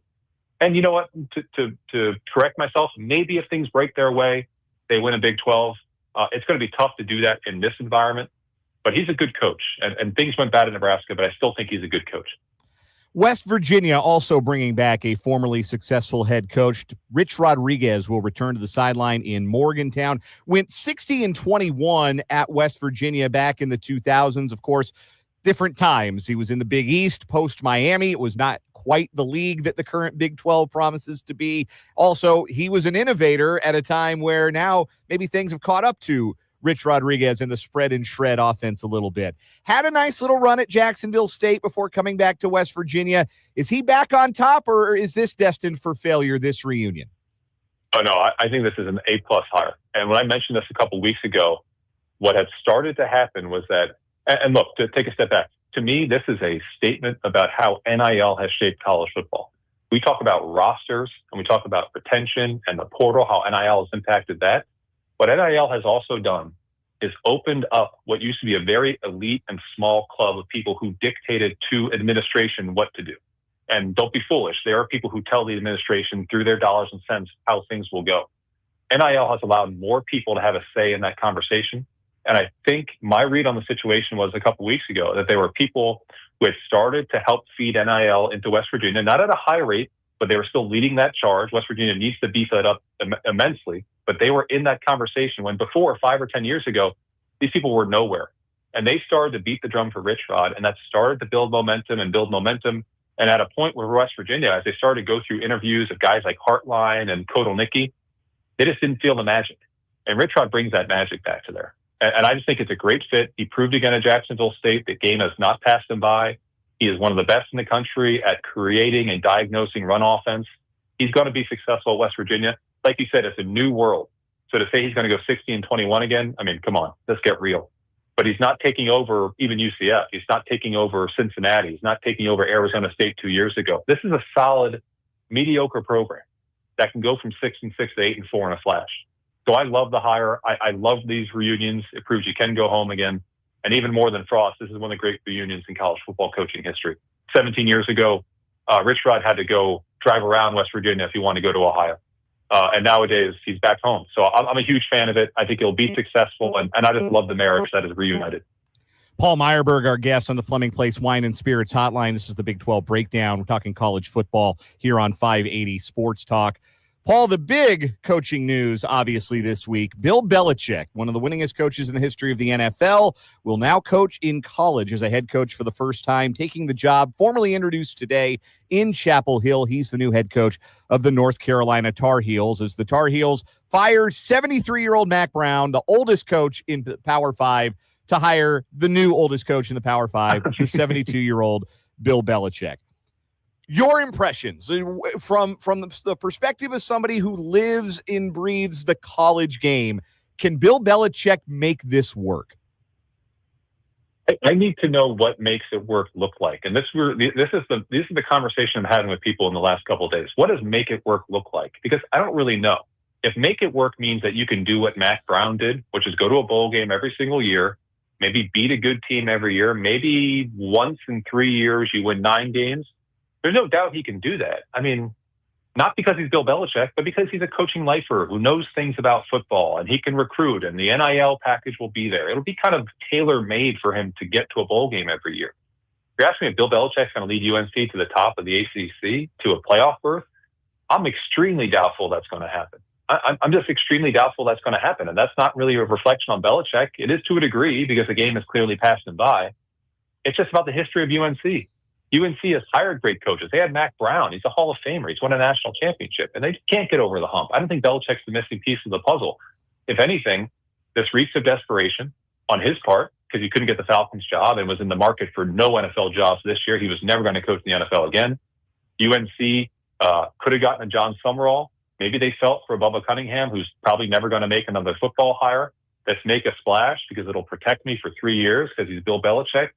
It doesn't smell good in terms of let's win for 5 years. Let's win for 10 years. Let's create finally a consistent winning environment at UNC. And there's extreme skepticism in the industry that he has what it takes to win at North Carolina. I think one of the forgotten things about college football is that there is not so much about schematics anymore. The NFL, when the talent levels are really even, schematics, X's and O's, film work is where you win games. It's less about that in college, as we all know. It's about Jimmys and your Joes, as Barry Switzer would say. Unless Bill Belichick's going to bring in top 5, top 10 classes every year to compete with Miami, to compete with Clemson, it's probably going to end up having a program more like Pitt or more like Virginia Tech and less like those two teams that lead the ACC.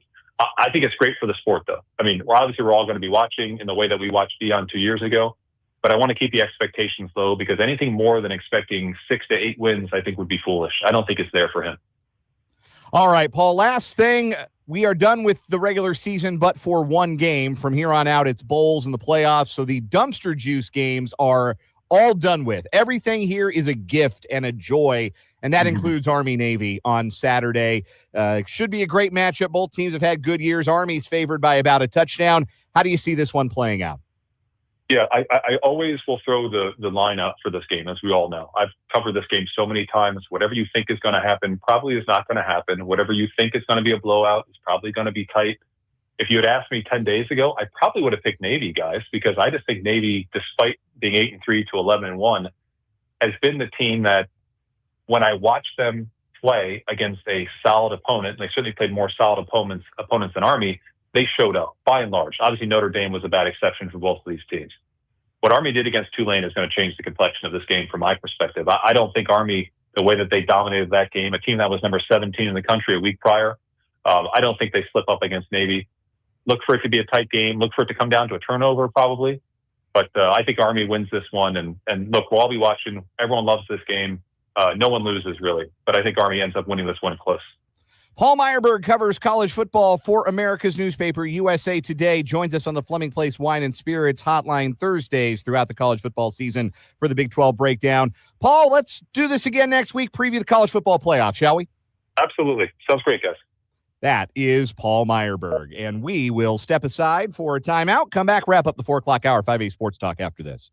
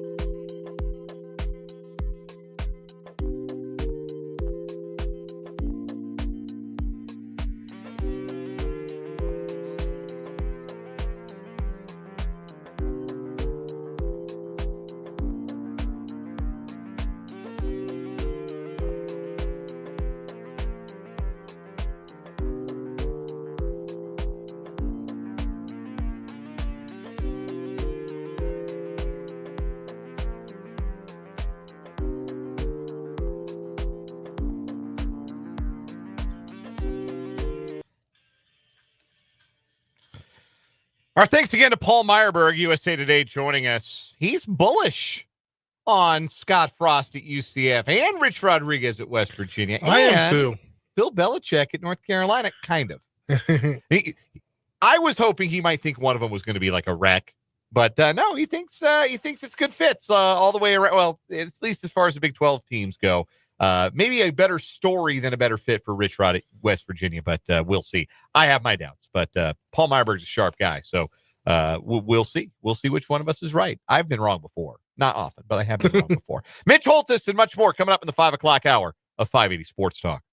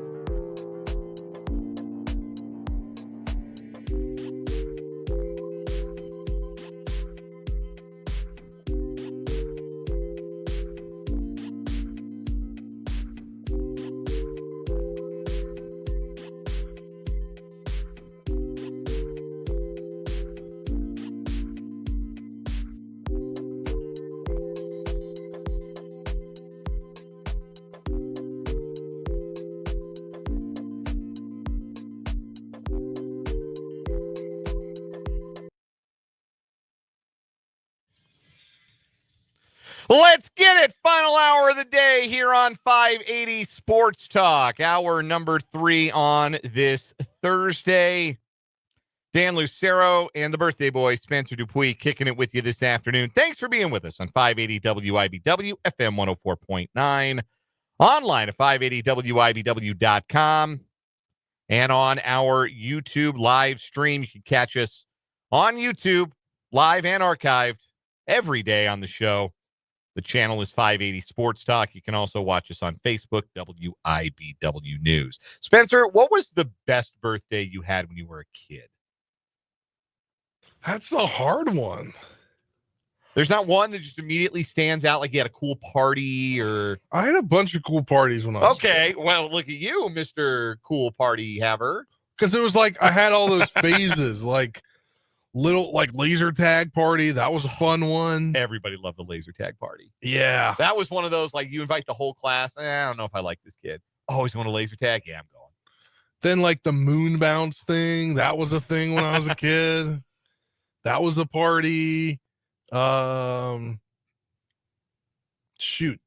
I don't know. So, like, I went to games for birthdays. yeah. So, Like family gifts things. yeah, so like the one that stands out to me wasn't so much like a party I had with my friends. Like that was always fun to be able to hang out with your friends on your birthday. And I think we did laser tag one year, but the birthday I always remember was my 7th birthday.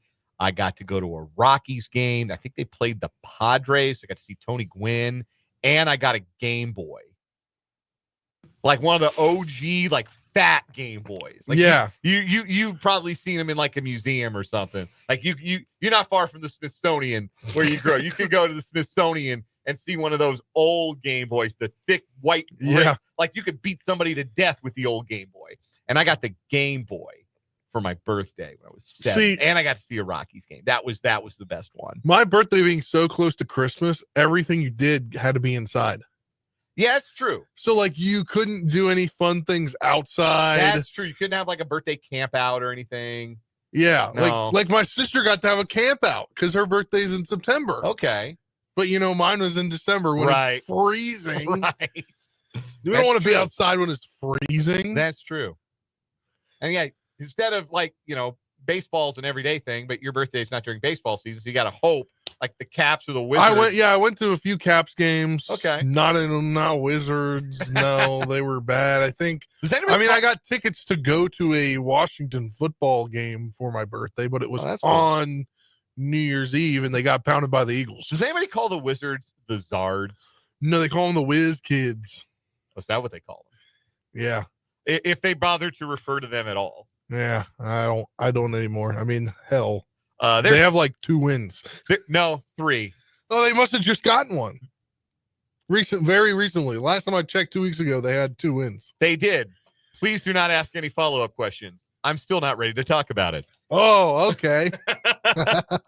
So, it is Spencer's birthday today. Obviously, we're excited. He gets steak tonight. And now I'm looking at the score. Yeah, man, that was bad. That was it's a bad loss when like it's December and then it's a loss that's so catastrophic that like there are a bunch of articles and podcasts. What's wrong with Team X? Yeah, a team that will remain nameless. Nikola Jokic scored 56. So okay, fine. Since you brought it up, it was the Nuggets lost to the freaking Wizards. It was so bad, but. In fairness, Jamal Murray and Aaron Gordon didn't play. Those are the second and third best players on the Nuggets. They didn't play in that game. And then Jokic took all the shots and had 56 and lost anyway. Bad. I couldn't tell you any, like I could tell you Jordan Poole. The worst player in the NBA. And Marvin Bagley.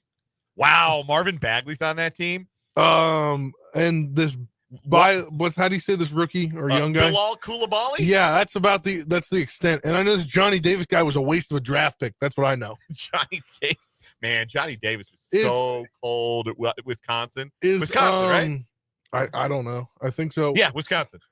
Is what's his face still on the Wizards? The tall guy that wears the weird sweaters. Kyle Kuzma? Yeah. Yeah, he is. The sweaters. Is he the like tall guy that wears the weird sweater? He must be hurt because he's not playing.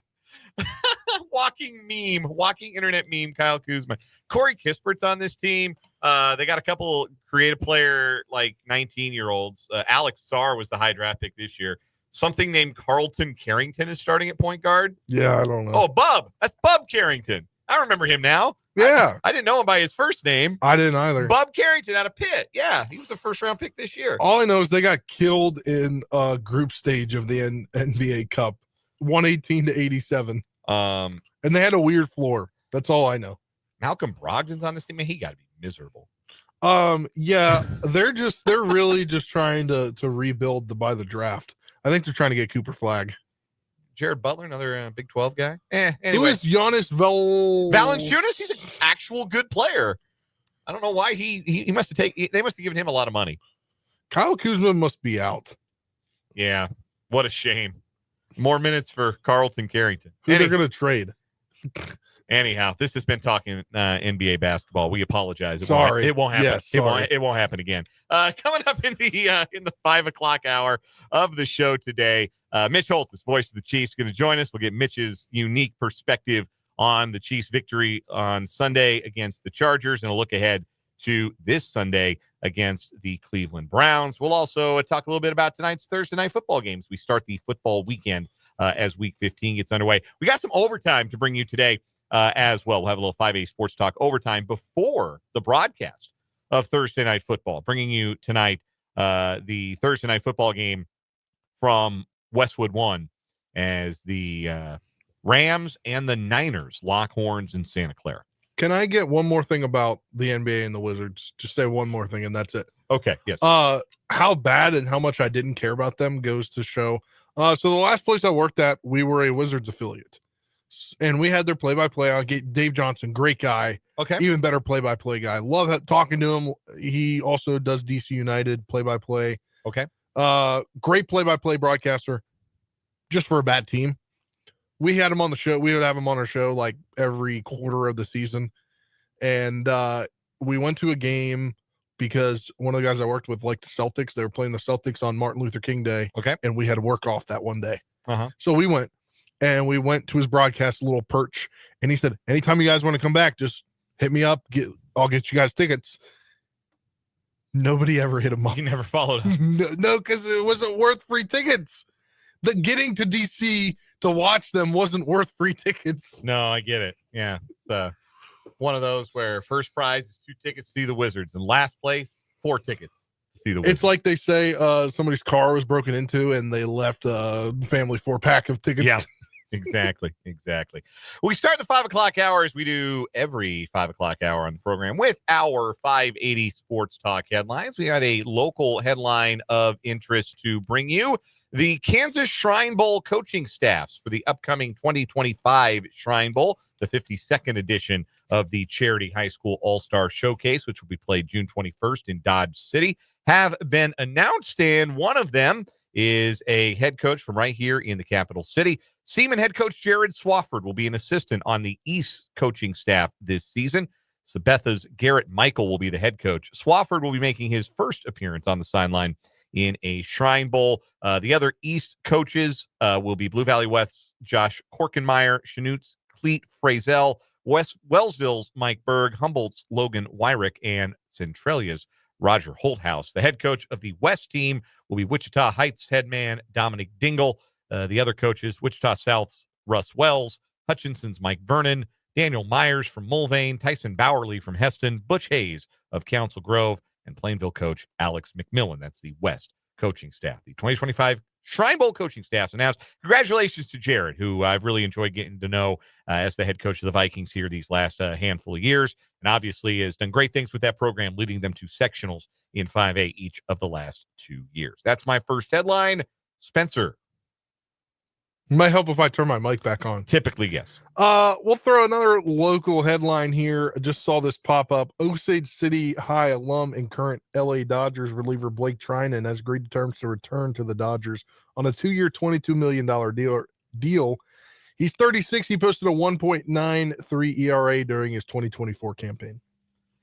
Yeah, he was really good, and a big part of the reason why the Dodgers won the World Series. I had forgotten he was still an active player, to be completely honest with you. Wait, ball knower Dan Lucero forgot somebody was an active player? So he only pitched 5 innings in 2022, and his arm went, and he didn't pitch at all in 2023, and I just kind of assumed like that was it, because relief pitcher, mid-30s, arm injury, even a good one like Trinan, who's been an all-star in his career, typically that's kind of it. Like, so it's not like I forgot, like I thought he'd retired. It's just like, oh man, yeah, forgot that guy was around. And not only was he around, 50 really good appearances for the Dodgers this year, saved a game, went 7-3, 1.93 ERA, and was excellent in the playoffs. And now for the second time is a world champion with the Dodgers.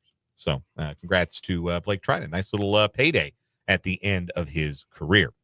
Next headline for me, a couple of returns announced by players for Kansas and Kansas State football, one a little bit more significant than the other. First, K-State linebacker Bo Palmer announced that he will be back for his 2025 season. Coming off of an injury this past year, Palmer's been linebacker depth for K-State these last few years, suffered an injury early on this season, but is going to return from that injury and remain with the K-State program. KU found out today, it was, KU fans found out today, I'm sure the program was aware, but center Bryce Foster is coming back for the 2025 season. There was an outside chance Foster was going to get an NFL draft look if he had decided to declare for the 2025 draft. He returns and will be one of the very best centers in the country for 2025. It didn't get much attention from people who weren't really dialed in on KU football, but their offensive line this last season was outstanding, especially as the season went along. And they've got some guys who are going to leave for the league. Logan Brown, the right tackle, is already declared for the NFL draft. Bryce Cabledu's graduating, but Bryce Foster is coming back, and he will be the man in the middle for the Jayhawks up front next season, and that is a big return, and I suspect he will be a preseason all-conference pick next season for the Jayhawks. That's a big deal to get Bryce Foster back at center. Next headline, Spencer. Yeah, we'll stay in college. The coaching carousel continues. Rich Rod to West Virginia official this morning. He'll be introduced tomorrow in a press conference in the afternoon, and then today Bill Belichick was officially announced had his presser, and then a shocking move by UNLV. They have lured ESPN analyst for their Thursday night college football broadcast, Dan Mullen, out of coaching retirement to get back into coaching. So apparently the guy in charge of the Las Vegas Bowl is good buddies with Dan Mullen. And he's the one that connected Mullen with UNLV. Now, there must have been some interest from Mullen to get back into the game. Otherwise, I don't think he would have taken the phone call. Kind of surprised because he loves to golf. I don't know if you've ever seen the Thursday night football with Matt Berry. They do a legit like pregame social media, or maybe even during the game. They throw up their closest golf course to wherever they are. Oh. They'll do a little golf segment. They'll play around in the middle of the day, depending on the time of year it is. Well, it's always golfing weather in Las Vegas. They got some really nice courses there. They make you play TPC Summerlin if he wants. I bet they get him a membership if he wants one. That is an interesting hire. I was shocked when I saw it. Like, did well at Mississippi State, did not do as well at Florida. Nope. Some coaches every coach has a level, right? And sometimes you get a little over your skis and get beyond your level where you're capable of being successful. And maybe Florida was a bit too far for Dan Mullen. Maybe UNLV's right where he needs to be. He's always been a good recruiter, or a willing recruiter. There were some reports at Florida that maybe that had started to slip a little bit towards the end of his time there. But that is certainly an interesting one. Barry Odom, where did he end up? Where did Barry Odom go? Man, I just saw it, and I cannot remember where Barry Purdue? Purdue, that's right. Yeah, he took the Purdue job after spending the last 2 years at UNLV. And look, it is so hard to win at UNLV. UNLV has been good precisely like never in my life until these last couple of years. So, I mean, good job by Purdue to find a coach who's winning in a nearly impossible circumstance. Good luck to UNLV as it goes with Dan Mullen. Regarding Belichick, saw this across social media. Chris Vanini, the senior writer for The Athletic, saw these details in Belichick's contract. Bill Belichick's buyout to leave North Carolina is $10 million until June 1st of next year, as in 2025, when it drops to $1 million. So it'll be really easy if the opportunity will present itself for Bill Belichick to get back to where he really wants to be coaching, which is not Chapel Hill in the ACC. He could do it.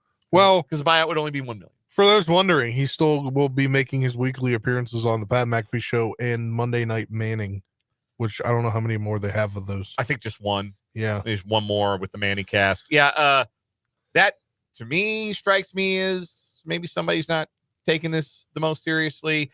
I had not considered. I mean, he's the CEO. That's it. Like he's going to be very hands off. I can guarantee it. I had not considered until Paul Myerberg said so when we were talking to him just a little bit ago, the comparison between Bill Belichick and Deion Sanders, in the sense that we're all going to be dialed in to see how this goes for Bill Belichick. Like, Bill Belichick and Deion Sanders are not like totally similar as people. I don't know if you believe that, but that was how I would evaluate those. I would two, as well. That they're a little different personality-wise. Yes. But in the sense that there will be a lot of curiosity about their program, and it will draw a lot of eyeballs, it will draw a lot of attention to see how this works. And there will be people who are rooting against Bill Belichick because they don't like Bill Belichick, just as there are people rooting against Deion Sanders who are not Deion Sanders fans. But yeah, for Belichick to have that buyout drop to $1 million, not even like that is 2025. That is June 1st of 2025 when the buyout drops. So that means he could decide 6 months from now, yeah, I'm not feeling this. I'm not feeling this at all. But that would have to be some very weird thing in place if he wanted to go back and coach in the NFL. Yeah, because there's no head coaching gig in the NFL open. That's going to wait till... Wait, June 1st, 2025? Yes. This, as in this coming year, as in before... He coaches a single game. Before he coaches a single game, the buyout goes down to $1 million. Excuse me? Yes. There's something there. Look. That is wild. It's not as though he's never done that before. Remember his little "I resign as HC of the NYJ" note that he left after one day as the coach of the Jets? Yeah. I'm just saying, like, maybe I think that's nuts. I think any NFL team who would say, yeah, Bill, we'll be happy to wait until June 1st for you to start your head coaching duties with us, that's insane. So I don't think that will happen. But if it remains... Then who becomes coach 2 months before the season? For North Carolina? For 3 months before the season. That's wild. Bill's got a son, right? Is he going to be on the staff? You think he's not going to be on the staff? I don't know. I'm just saying things are lining up. I really don't believe he wants to do this. I really think his heart is not in this. Yeah. I swear to you. I think this is going to go really, really poorly. One last quick headline, and this is some wonderful news for a beloved broadcaster. Dick Vitale sharing in a tweet earlier today that his PET scans have shown that he is now cancer-free, and he will continue to fight against the disease by asking for further donations for cancer research. It is, of course, Jimmy V Week over at ESPN, but Dick Vitale tweeting earlier today, Santa Claus came early as Dr. Rick Brown called and said that my PET scan at 7 a.m. came back clean of cancer. OMG. Thanks so much to all of you for your prayers. Yes, I'm cutting the nets down, baby. It's my national championship. Wonderful news for Dick Vitale. He's had all kinds of health issues these last few years. Hopefully we get to have him behind the mic again in some capacity, because he's been a wonderful ambassador for college basketball. But even if he never puts on a headset again, this is a great victory for Dick Vitale. So wonderful news to pass along there. We're going to take a break. Mitch Holthus joins us next, the voice of the Chiefs on 580 Sports Talk.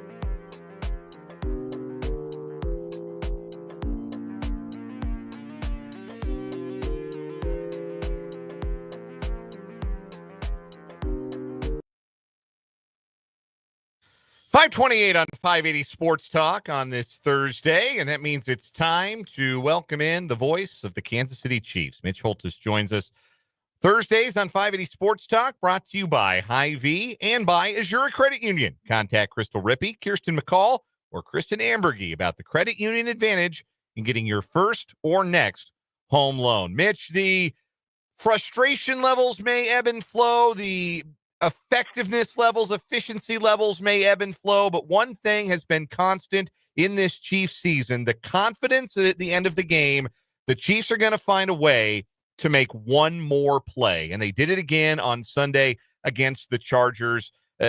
We keep discussing it, that this team is just made of really stern stuff, and it allows them to win all these tight games. And I don't know that it's an oversimplification to say, hey, just make one more play. And it feels like that's been a prevailing attitude of this team.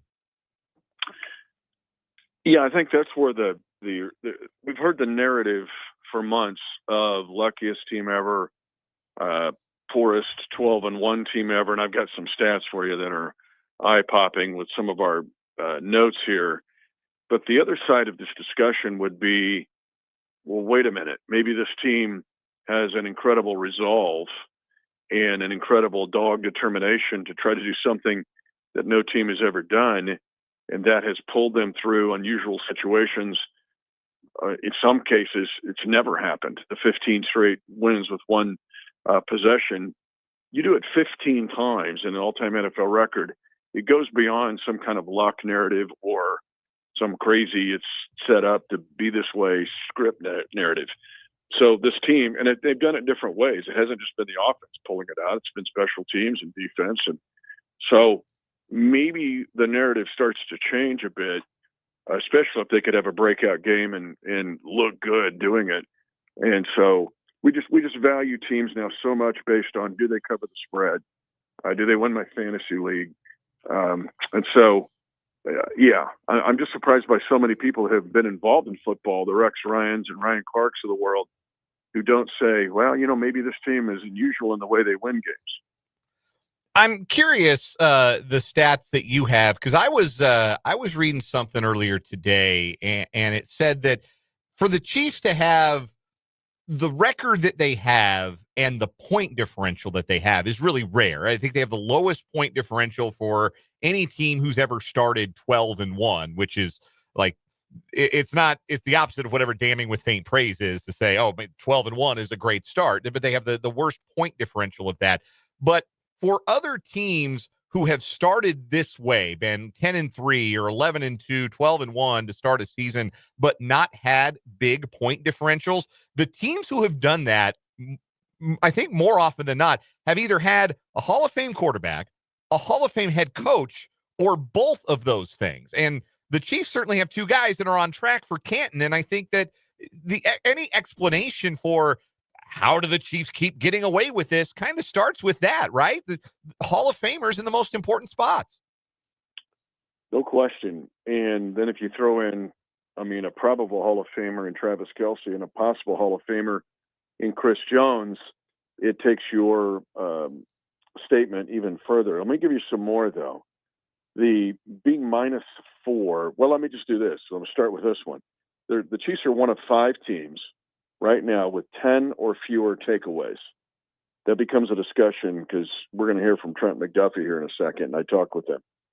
That there's one of 5 teams with 10 or fewer takeaways. The Chiefs, we know, are 12-1. The other 4 combined are 10-42. So again, is that luck? Because you're right, that plus 56 margin is the worst of any 12-1 team in NFL history. Then you look at the -4, and you're not 10-42, you're 12-1. There's more. They're one of 6 teams with 10+ wins, and the only team of those 6 10+ win teams that have a negative turnover margin. The other 5 have a turnover margin combined of plus 54. And the -4 turnover margin is the second worst for a 12-1 team in NFL history. The worst, the 76 Raiders. This is to your point. They were -6 and won the Super Bowl. The Chiefs last year They were 9-6 at 12-1. Last year, the Chiefs were -11 in the regular season, lost 6 games, but still won the Super Bowl. So what do we? Gosh, is this just the luckiest team of all time, or what's going on? And then I think your point, the fact that you got a Hall of Fame quarterback, Hall of Fame coach, and a team full of guys who have won and won a lot, and young guys who have won and won a lot in big situations. They don't panic when things kind of freak out on them. They stay calm and they go figure out a way to win. That to me is an unusual positive characteristic of this team. Here's that stat I found. I was able to dig it out. It's teams with 10 or more wins through 13 games and a similar point differential to the Chiefs. They're plus 56 since 1970. The teams in that neighborhood include the 2003 Patriots, Hall of Fame coach and quarterback, the 2021 Packers, Hall of Fame quarterback, 2015 Broncos, Hall of Fame quarterback, 1981 Cowboys, Hall of Fame head coach, and 2003 Eagles, coached, of course, by the same guy coaching the current Kansas City Chiefs. So yeah, that's the neighborhood the Chiefs reside in right now, and it's interesting that it points to that winning close games is, again, it's about making the right decisions. Sometimes game theory, that's coaching. Making the right play in the big moment, that's having a Hall of Fame quarterback who made the one play the Chiefs needed to make to be able to burn the clock and set up Matthew Wright for the field goal. And you mentioned the turnover part of it too, and I think that's a good segue into what you were saying with regards to Trent McDuffie as our conversation with Mitch Holthus continues here on 580 Sports Talk, brought to us by Hy-Vee and Azura Credit Union. You had a chance to talk to Trent McDuffie because this defense for the Chiefs, there's a lot of bold-faced names on this defense, really good individual players we know verifiably are among the tops at their position. But this has not been a turnover-forcing defense for the better part of this season, and I'm sure that's something that Trent and the crew would like to change here down the stretch. It goes back to that. They're only one of 5 teams that only have 10 giveaways, and the others are 10 and 42. The other part of kind of being problematic here will come up when you ask me about the Browns, because they have the propensity to hit deep passes with Winston and Jerry Jeudy, who's been awesome. But the Chiefs have given up 2nd and 15 for 34, 2nd and 17 for 33, 3rd and 16 for 21, 2nd and 16 for 21, and 2nd and 18 for 20 over the past 5 weeks. They've given up 25 20-plus plays on defense. That is not their usual kind of MO.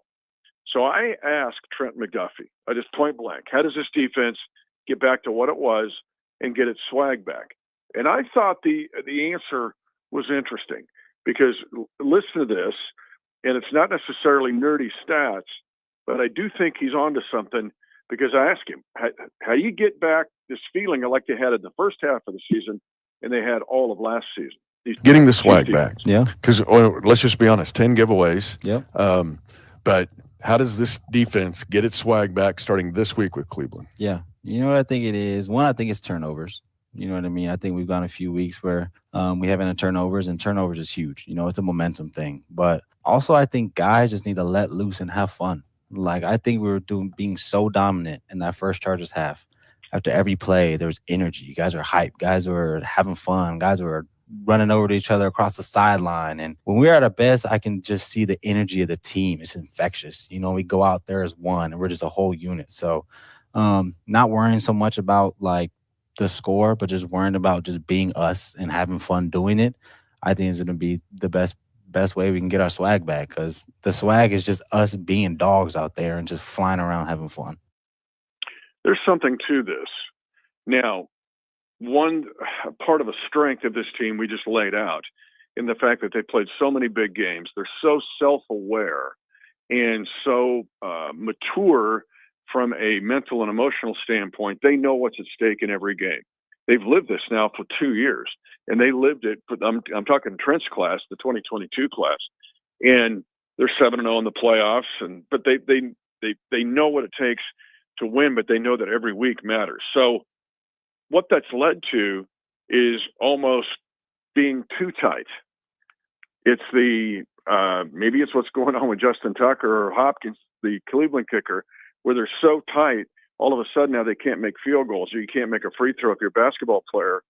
And I think about the play against Tyreek Hill in Germany. that's just guys kind of having at it. And I just think the Chiefs right now are so self-aware.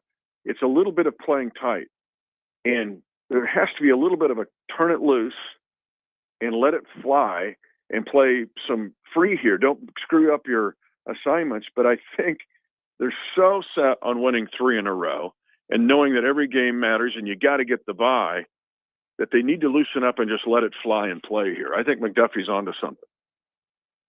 Joined by Mitch Holthus here. And Mitch, moving over to offense, you look at this team's third down percentage. Patrick was asked about it today during media availability.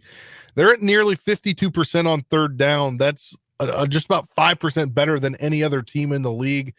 And they're about a 9% improvement from last year. What does that say about this team on third down, that they're able to be so successful, but yet they're still not kind of getting there at the end of the drives? There's a lot of things in play here. One is the fact that they've been really, for the most part, been productive most of the season on first down. That could be a Kareem Hunt run for 5. Now you're 2nd and 5, and that leads you to a favorable down and distance on third down. The influence of DeAndre Hopkins is enormous here. Now, we're going to update these pre-D-Hop, post-D-Hop trade numbers. But Pat, before he arrived, had 6 touchdowns and 8 interceptions. Since D-Hop arrived in a Chiefs uniform, Pat's got 14 touchdowns and 3 interceptions. And Pat's QBR went from 82.5, his quarterback rating, to 98.4.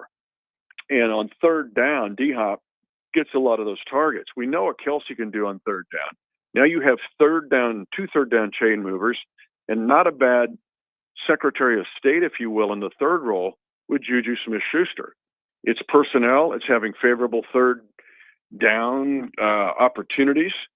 And it's been guys concentrating in on changing the way this team plays. I love the quick game last week in the game against the Chargers, where I don't mean quick game as far as tempo and going no huddle. I mean the ball came out fast. Like, it was like we stole Tua Tagovailoa's iPad and started running some of his plays. Well, that also led to either avoiding third down or getting favorable third down opportunities. But you've touched on something here, because everybody thinks Pat Mahomes is having a down year. He still got his career high for completion percentage, and where he has shined has been on third down, where he's second best. The team is first best, but at QBR, he's second best on third down. But in the fourth quarter, he is almost dominating in what he has been able to do in the fourth quarter. So it's where he's doing it the most. And he's the golfer that makes the 20-foot double breaking putt on the 18th hole to win it, or rallying on the last couple of holes. He's just been clutch. But personnel-wise, this is a really good make third down kind of team, the best that Pat's had, really. Wrapping up with Mitch Holthus, voice of the Kansas City Chiefs here on 580 Sports Talk. Let's get into this matchup with the Browns. And Mitch, you nodded at it a little bit earlier. The Browns are a deep ball offense. Jameis Winston loves to let it rip. He's found a bit of a soulmate in Jerry Jeudy, who's all of a sudden top 5 in the NFL in receiving yards playing with Jameis Winston. How much of a stress will be stopping this deep ball and making sure that explosive plays are limited for the Browns on Sunday? It is the biggest deep ball threat the Chiefs have faced since Cincinnati in week 2. And that Cincinnati team didn't have T. Higgins due to injury at the time. Jameis Winston, here's some more nuggets for you, has the 4th best quarterback rating in the NFL this year on throws of 21-plus yards. His QBR on those plays is 112.1. Jerry Jeudy right now, if you look at his next-gen stats, is really listed with 2 other guys, Jamar Chase and Justin Jefferson. Jeudy right now is second to Chase since week 8, and that's when Winston became the starter. So this is your soulmate. This is backing up your soulmate statement. When Winston became the starter, since then, Jerry Jeudy is second to Jamar Chase in receiving yards. And he's the only player this year, Jerry Jeudy, besides Chase, to have 2 70-plus yard touchdown receptions. And the yards per catch is the best in the NFL for Jerry Jeudy of guys that have at least 50 catches. Now, that's a bunch of stuff there to back up what you're saying. The Chiefs, for the first time since week 2, really, have to be aware on every snap that Jameis is going to chuck it in the deep third, and he's got a high probability of making that play. That puts real pressure on all 11 players of your defense. Another thing about Jameis, too, Mitch, you're going to throw it to the other team a few times. You got to make sure you catch those. Let me give you a story. I'm 10 years old. I grew up on a farm 10 miles northwest of Smith Center. So I wasn't around the town kids. But when the town kids came out to visit, it was like a big deal.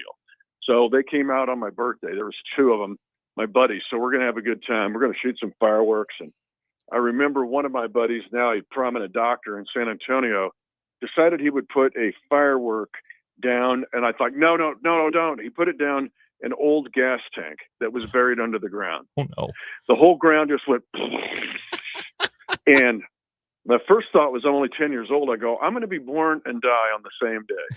That's going to be on my tombstone, which is kind of a macabre thought. And then I looked at him and like, dude, you're like the stupidest guy ever.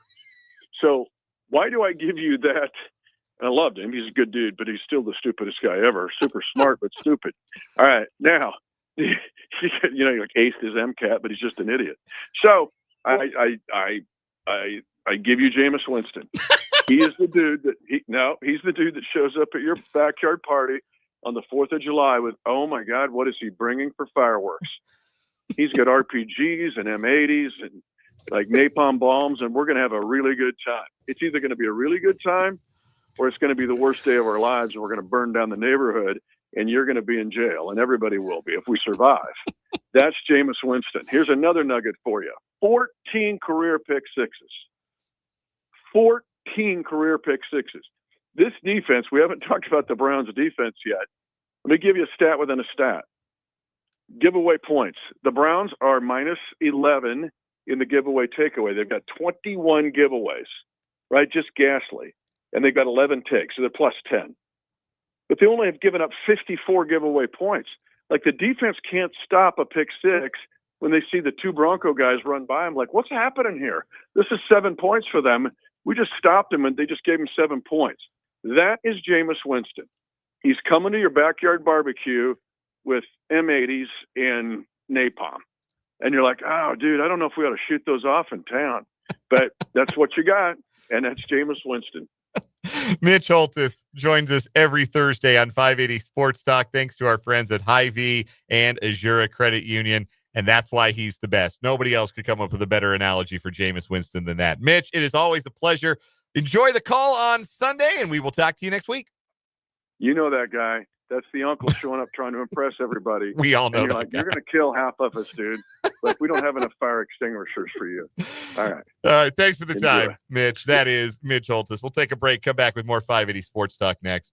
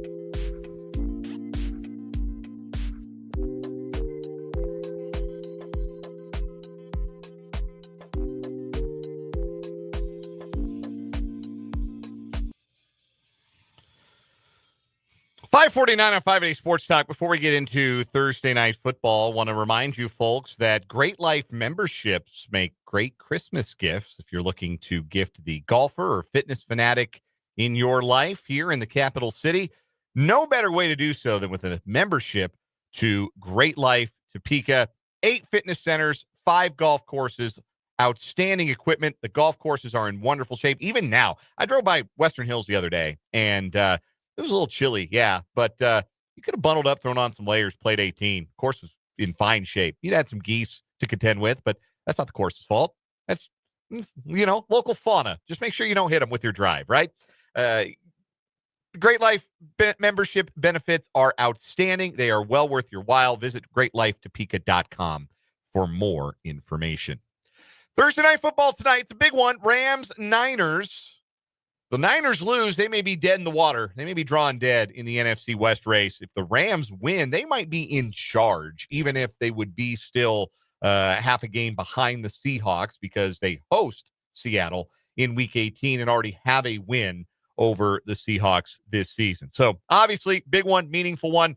Our friends at Prairie Band Sportsbook have the Niners favored by 3 tonight. Spencer, who you got?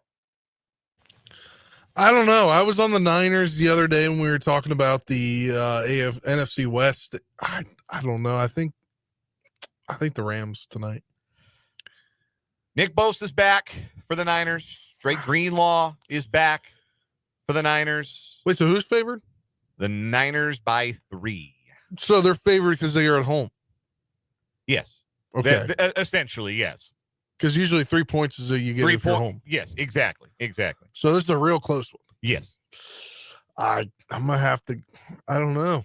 This feels like a heart of a champion kind of game for San Francisco. This feels like a game I would not bet on. Yeah, 100%. No, I'm keeping staying away from that. I'm going to keep my money in my wallet tonight. That's for sure. But yes. No, my gut tells me this is a heart of a champion kind of game for San Francisco. Like I said, if they lose this game, it's hard to see a path to the playoffs for them. And I just don't think that they're going to let that happen to their season tonight. So I suspect they will protect their home turf. I will take the 49ers to win tonight. You'll get to hear it right here on the Sports Voice of Kansas, 580 WIBW FM 104.9. Westwood One's coverage beginning at 6:30 after a little 580 Sports Talk overtime. We'll take one final break, come back, and wrap up this edition of 580 Sports Talk next.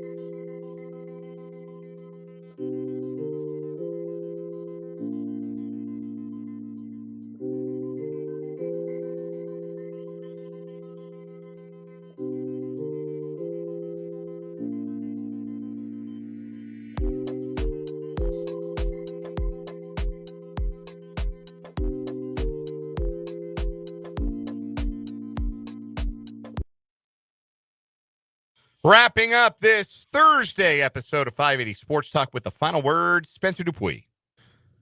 Marshall introduced their new head coach today, Tony Gibson. We talked about this a little earlier. Kind of got a little sketched out when he said, "This is where I'm going to be. We're not moving again." I don't know how I feel about that. Like, it just gives me weird feelings, like him saying it in his first press conference, because they always want to win the first presser. But what I have to say is, I think we're going to get a renewed of the Friends of Coal Bowl. I don't know if you're familiar with the Friends of Coal Bowl is. Marshall versus West Virginia? Yes, because they're the two best friends. Tony Gibson and Rich Rodriguez have connections, yeah. Rich Rod went to Michigan after they both coached at West Virginia. Gibson followed him. Mm-hmm. So I remember that. I think we're going to get Friends Coal Bowl back, and I think Marshall's on a different playing field than they were the last time that they played. And I think, I'm excited. Excited to make some steaks tonight for my birthday. Yes. I'm excited. I misheard you. I thought you said you were going to make some mistakes. No, for your birthday. No, that would be if I was single. 20-year-old Spencer. 20-year-old Spencer at the bar. 21-year-old Spencer at the bar. Yeah, not 20-year-old Spencer at the bar. 21. 20-year-old Spencer would never do such a thing. No, right? Would never be in a bar. No, never, not once. Anyway, my final word, two-prong. Number one, don't lose faith in Jerome Tang. I really firmly believe, even if this team never manages to put it all together, I still think it's part of a process. And I would not lose faith in Jerome Tang. I would not lose faith in his ability, A, to attract talent, B, to make people believe in him and buy into his system, and C, to win at Kansas State consistently. I still believe he can do it. I still believe this team can do it. I'll believe it until it's rendered impossible by the results. I think they've got a big week ahead, and I think they've got a chance to have good results. The other part of my final word is a happy birthday wish for our friend Spencer Dupuis. Spencer, we've had you here just about a full year now. Coming up on a year and a month. Coming up on a year. Yeah, 11 months now. It's been wonderful having you here. We're glad you're able to celebrate your birthday. And I know that I join our listeners in passing along wishes for a happy birthday. And don't burn down the house making steak. Because, man, every time I try to cook it, every time I try to do steak on the oven, the alarm goes off. We're going air fryer. Smart. Yeah. Smart. Yeah. Leave the oven alone. Overtime coming up. Then we're back from 3 to 5:30 tomorrow. For Spencer, I'm Dan. This was 580 Sports Talk.